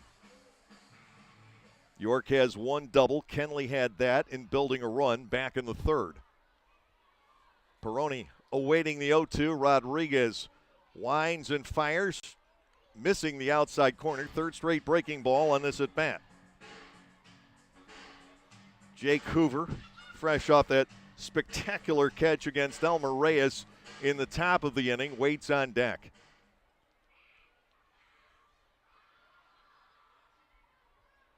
One and 2 to Anthony Peroni. Alberto Rodriguez comes with a fastball and misses away. Peroni not terribly tantalized. 2 balls, 2 strikes to the Barnstormers receiver, wearing his position number on his jersey.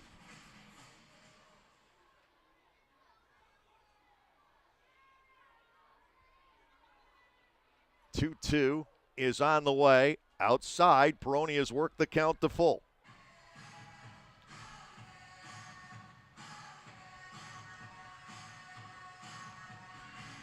Three and 2.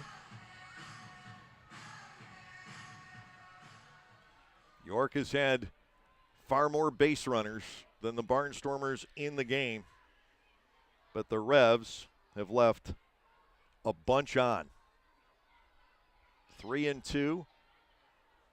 Peroni awaits. The payoff is outside. He earned that walk. Anthony Peroni is on with 2 outs in the 8th. Jake Hoover will step in. 12 left on base for the Revolution through 8 innings. The Barnstormers, to this point in the game, have left 6. 5-3 Lancaster, trying to go up 2-0 in the War of the Roses here in 2022. Game 3 of this series set for 1 o'clock tomorrow afternoon. The Barnstormers with Cameron Gann against York veteran Duke von Schaman. To Hoover, outside. That's the 5th pitch in a row, wide of the strike zone. 4 to Peroni and now 1 to Jake Hoover. A ball and nothing to the Lancaster shortstop. He's 0 for 3 tonight, 2 strikeouts and a long out to left field.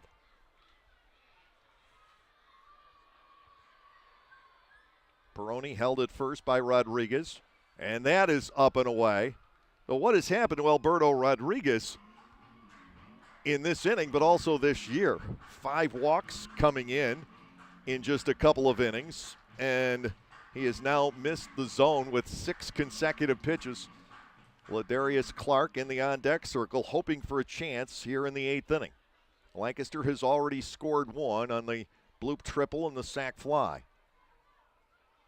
Outside, that's 7 in a row that have been wide. 3 balls and nothing to Hoover, and Rodriguez experiencing that lonely feeling on the mound. Like the starter tonight, Jorge Martinez, Alberto Rodriguez hails from Cuba. He is 30 years of age, 6 years the junior of Martinez. Hoover gets a strike. Rodriguez able to find the inside corner for a 3-1 count.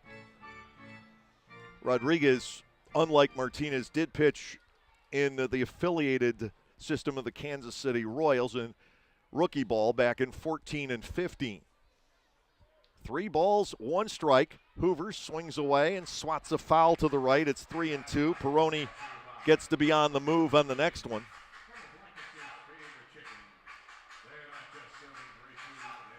The question now is, how does Schumann handle the up and down?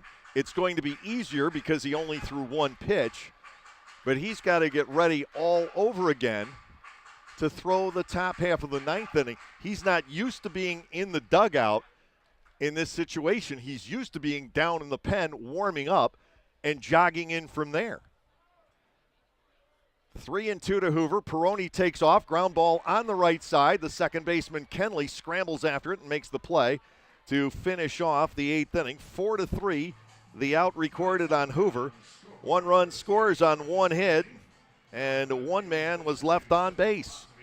We're headed to the 9th. Schumann looking to wrap this one up with the score, Lancaster 5, York 3. It's no longer about answering the most emails or pulling the most all-nighters. It's about prioritizing what's most important. Hey Lexus, give me directions to Eagles Peak Hiking Trail. Calculating route. That's why the Lexus NX has an interface engineered to understand you and an available 14-inch touchscreen that's simpler and more intuitive. The Lexus NX.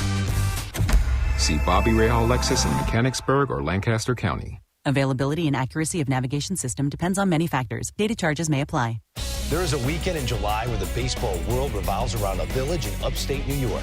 Baseball Hall of Fame induction weekend in Cooperstown is an unforgettable experience full of family-friendly activities and priceless moments. Make your plans today for July 22nd through 25th for the induction of Bud Fowler, Gil Hodges, Jim Cott, Minnie Minoso, Tony Oliva, Buck O'Neill, and David Ortiz as the class of 2022. Visit baseballhall.org today for the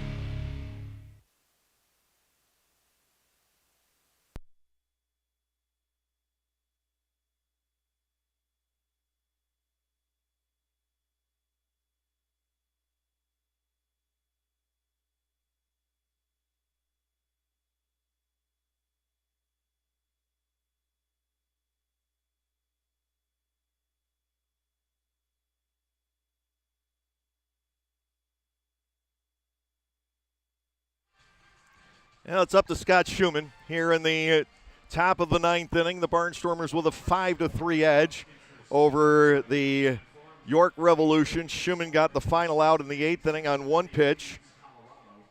Nelly Rodriguez, Carlos Franco, and Carlos Castro, 4, 5, and 6.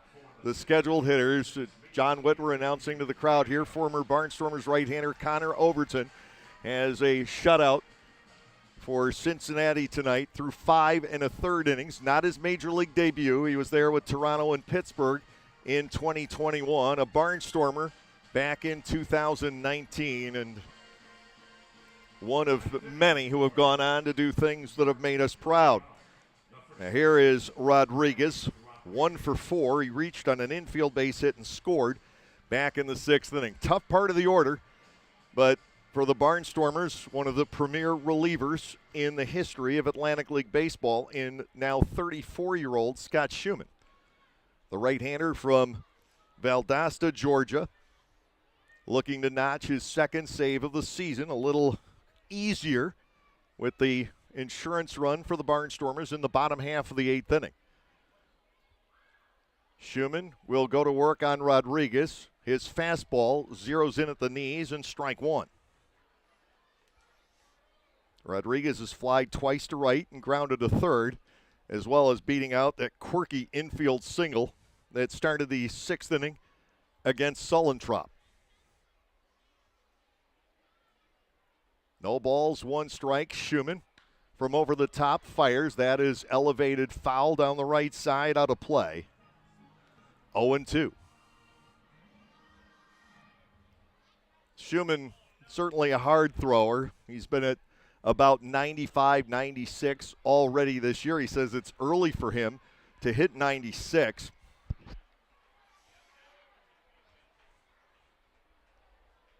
But he has learned over the years some brilliant secondary pitches.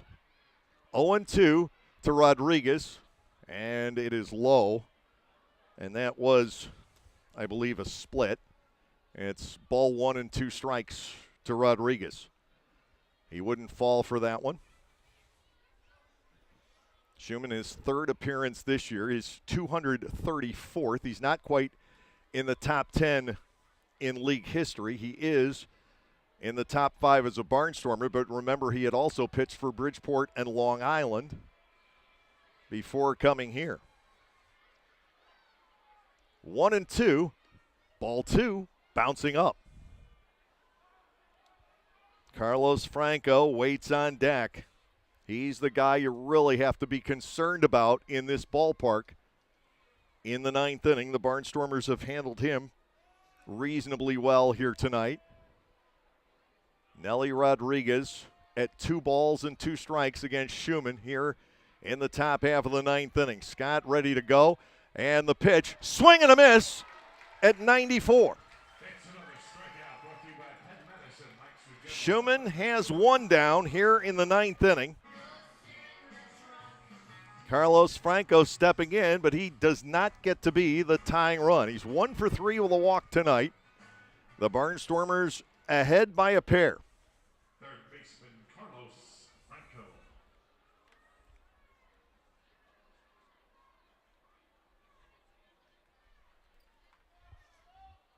1 out, bases clear.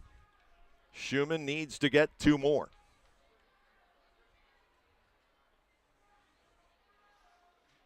He'll deal, and the fastball is met and fouled off the fascia on the third base side. 0-1 on the third baseman, Franco.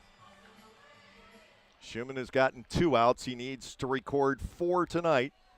Asked to do a little bit more than the norm by manager Ross Peoples.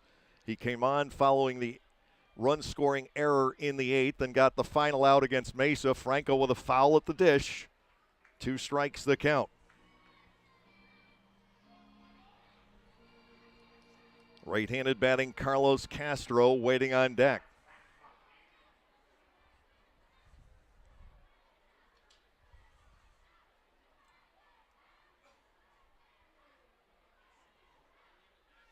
Yeah, Colorado has tied it up against Cincinnati in the bottom of the 6th against Connor Overton, who carried the shutout into the 6th. 0-2 to Franco here.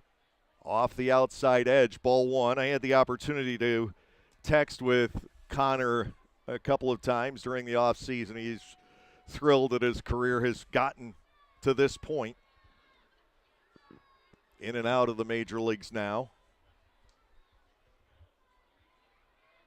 Ball 1, 2 strikes to Franco as Schumann wasted that last pitch. Couldn't get Franco to bite for it. Peroni sets the target. Schumann ready to go. The 1-2. Swung on and missed, and that's 2. Franco has the game down to Castro. 2 outs in the inning. Carlos Castro 0 for 3, and he's been hit by a pitch. Scott Schumann has retired 3-2 on strikes. The Atlantic League's all-time leader in strikeouts per 9 innings among pitchers who have thrown over 200.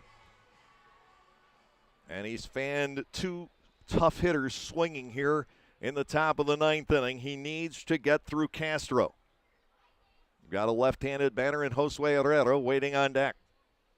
2 outs, nobody on base. Peroni sets the target. Pitch number 1 is slightly low, a check swing, but he did not go. Ball 1 to the catcher Castro.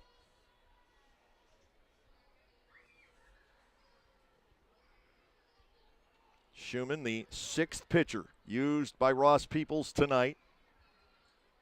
And if things go right, the last. He misses with ball 2. And it's now 2-0 on Castro with Herrera waiting on deck. And if Herrera steps in, it would be a lefty as the tying run. And Herrera has had the big night at the plate for the Revs with 2 hits and a sacrifice fly. Here's a 2-0 pitch. Castro fouls it away. Schumann back in the fight at 2-1. Barnstormers with a 5-3 lead. It's never been more than 2 runs tonight.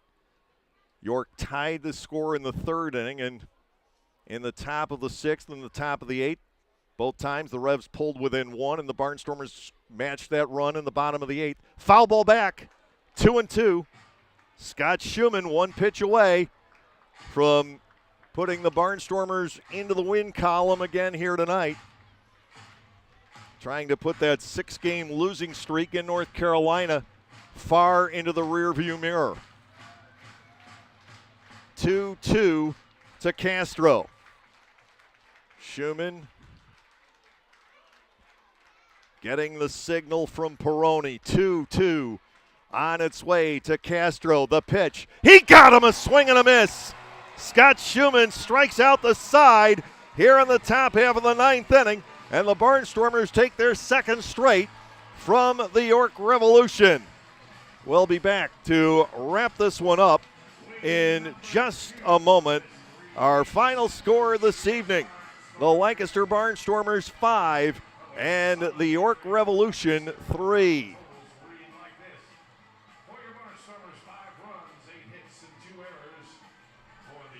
Localflavor.com, local flavor.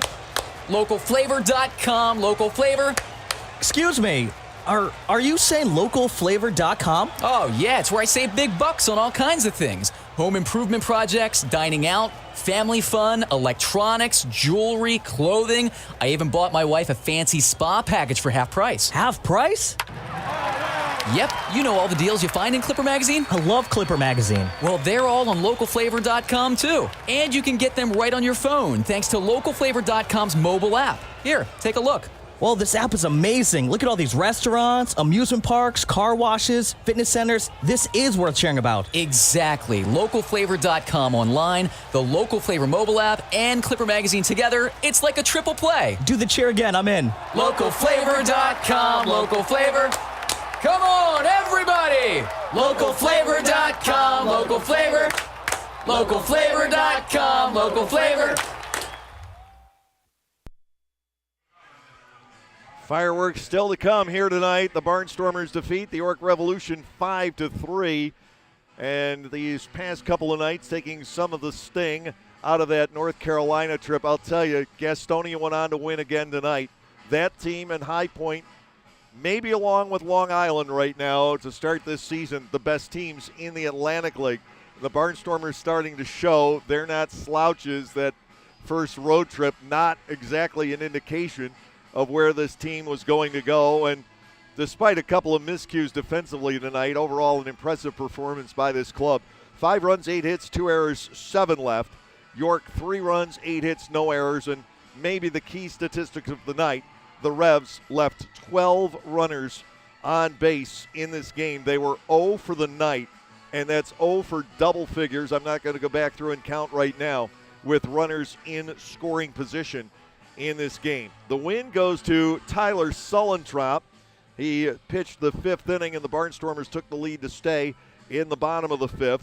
Holds to Tommy Shirley, Chase Johnson, and Josh Graham. And then the save for Scott Schumann, his 2nd of the year. The loss to the York starter, Jorge Martinez, who goes to 0-1. The Barnstormers with the home runs tonight. Kelly Dugan with a man aboard in the 5th inning, his 2nd of the year. And Mark Zagunis with the bases empty in the 6th, his 1st of the season. 3 hours, 24 minutes. We just can't get them done in a hurry here at Clipper Magazine Stadium. That was the time of our game tonight. The crowd, 3,509 on this chilly Saturday evening here in Lancaster. The Barnstormers scored in the bottom of the 1st inning, and it all developed with 2 outs. Colton Shaver drew a walk. Kelly Dugan was hit by a pitch, and Andretti Cordero chopped the single up the middle out of the range of the shortstop Elmer Reyes. Shaver coming around to score, and the Barnstormers were up 1-0. In the top of the 3rd, the Revs were able to plate their only run against Barnstormers starter Niall Ball, who was able to go 4 tonight. Reyes led off with a single to right field and was chased to 3rd on a Jack Kenley double out to the wall in right. Jeffrey Perez drove in 1 with a ground out. Troy Stokes Jr. fouled out to the pitcher Ball. Melky Mesa was hit by a pitch, but Ball retired Nelly Rodriguez on a fly out to right, closing that inning with the 1-1 tie. That tie held until Dugan unloaded with Shaver aboard on a single in the bottom of the 5th inning. Kelly cleared the 10th for his 2nd home run in 2 nights here. The Barnstormers were up 3-1. The true scare in this ball game came in the top half of the 6th inning. Tyler Sullentrop was on the hill after striking out the 3 in a row to close the 5th inning. Nelly Rodriguez leading off hit a squirter up the first base line. It looked like Sullentrop was going to be able to sprint over and make the play, but he couldn't dig the ball up. Melvin Mercedes with a desperate attempt almost got the out at first base. Rodriguez beating it out. And then Sullentrop walked Carlos Franco, hit Carlos Castro with a pitch. The bases were loaded with nobody out. Tommy Shirley came in, and the first batter to face him, Josue Herrera, hit a fly ball to deep center. It was going to be a sacrifice fly anyway, but Ladarius Clark dropped the ball, and it was 3-2 with the bases loaded, nobody out as Clark was charged with the error. Shirley able to bear down. He got Reyes on a foul pop-up. Really nice catch made by Anthony Peroni. He struck out the left-handed batting Jack Kenley and got Jeffrey Perez to bounce into a force-out 5-4, and the Barnstormers' 3-2 lead was retained. In the bottom of the 6th, Zagunis led off with a home run. He found the deck out in right field for a 4-2 lead. In the top half of the 8th inning, another threat for the Revs. Josue Herrera, we keep mentioning his name. He led off with a base hit, took 2nd on a pass ball. Elmer Reyes hit a pop fly to shallow left that looked for all the world like it was going to be a base hit to add to the inning. There was Jake Hoover once again doing a backwards somersault for the grab and that all-important first out. Graham nearly got out of the inning. He had a runner at 3rd with 2 outs, walked Perez. Then Troy Stokes hit a ground ball to the left of Cordero. This time Andretti with a muff on the play as a run scored. Runners were at 1st and 2nd. The Barnstormers leading 4-3. Scott Schumann got the call for the 4-inning save, got the Barnstormers out of the 8th as Melky Mesa grounded the first Schumann pitch to shortstop for the final out there. Lancaster tacked on an insurance marker in the bottom of the 8th on a bloop to triple to right by Connor Lean, and his only at bat of the ball game. He would score on an Anderson Feliz sacrifice fly. Schumann wiped out the side, striking out the 4, 5, and 6 hitters in the top half of the 9th inning for his 2nd save as the Barnstormers capture the middle game of this 3-game series by the score of 5-3. And the Atlantic League elsewhere tonight, Gastonia has kept its winning streak alive, 6-5 over Staten Island. Marcus Walden, the former Barnstormer, getting the win, and Jesus Balaguer the save. It's now over in Lexington The Legends have defeated the Long Island Ducks 8-6. Charleston over High Point tonight 7-3. Southern Maryland continues its rampage, beating Wild Health by the score of 16-2. And the Barnstormers trip up York here by the score of 5-3. The Barnstormers jump over York in the standings to get the 3-6, but still trailing the red-hot Southern Maryland Blue Crabs, winners of now 7 straight by 4 1/2 in the standings. On we go to a look at the Major League scores. There was action this afternoon. Arizona shut out the St. Louis Cardinals by the score of 2-0. Toronto won better than Houston at 2-1. San Francisco 9-3 over Washington. The White Sox blanked the LA Angels 4-0. Cleveland tripped up Oakland 3-1. Minnesota slammed Tampa Bay 9-1. Miami defeated Seattle 3-1 in 10 innings tonight. The Pirates over San Diego 7-6.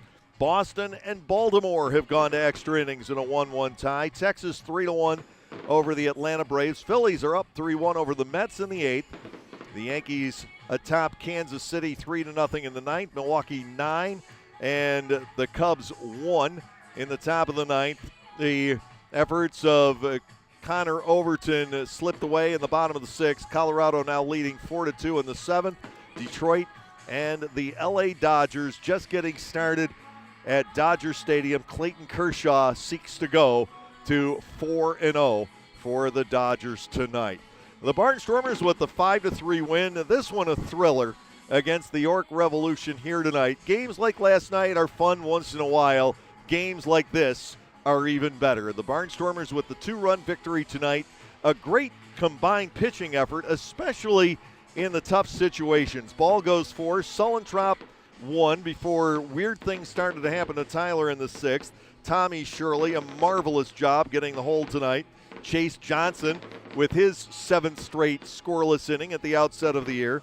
Josh Graham goes 2/3 of an inning, and then Schumann gets it done once again, nailing it down. 4 batters, 3 strikeouts, and a ground ball, his 2nd save of the year. Kelly Dugan with the big blow at the plate, the 2-run homer back in the 5th inning.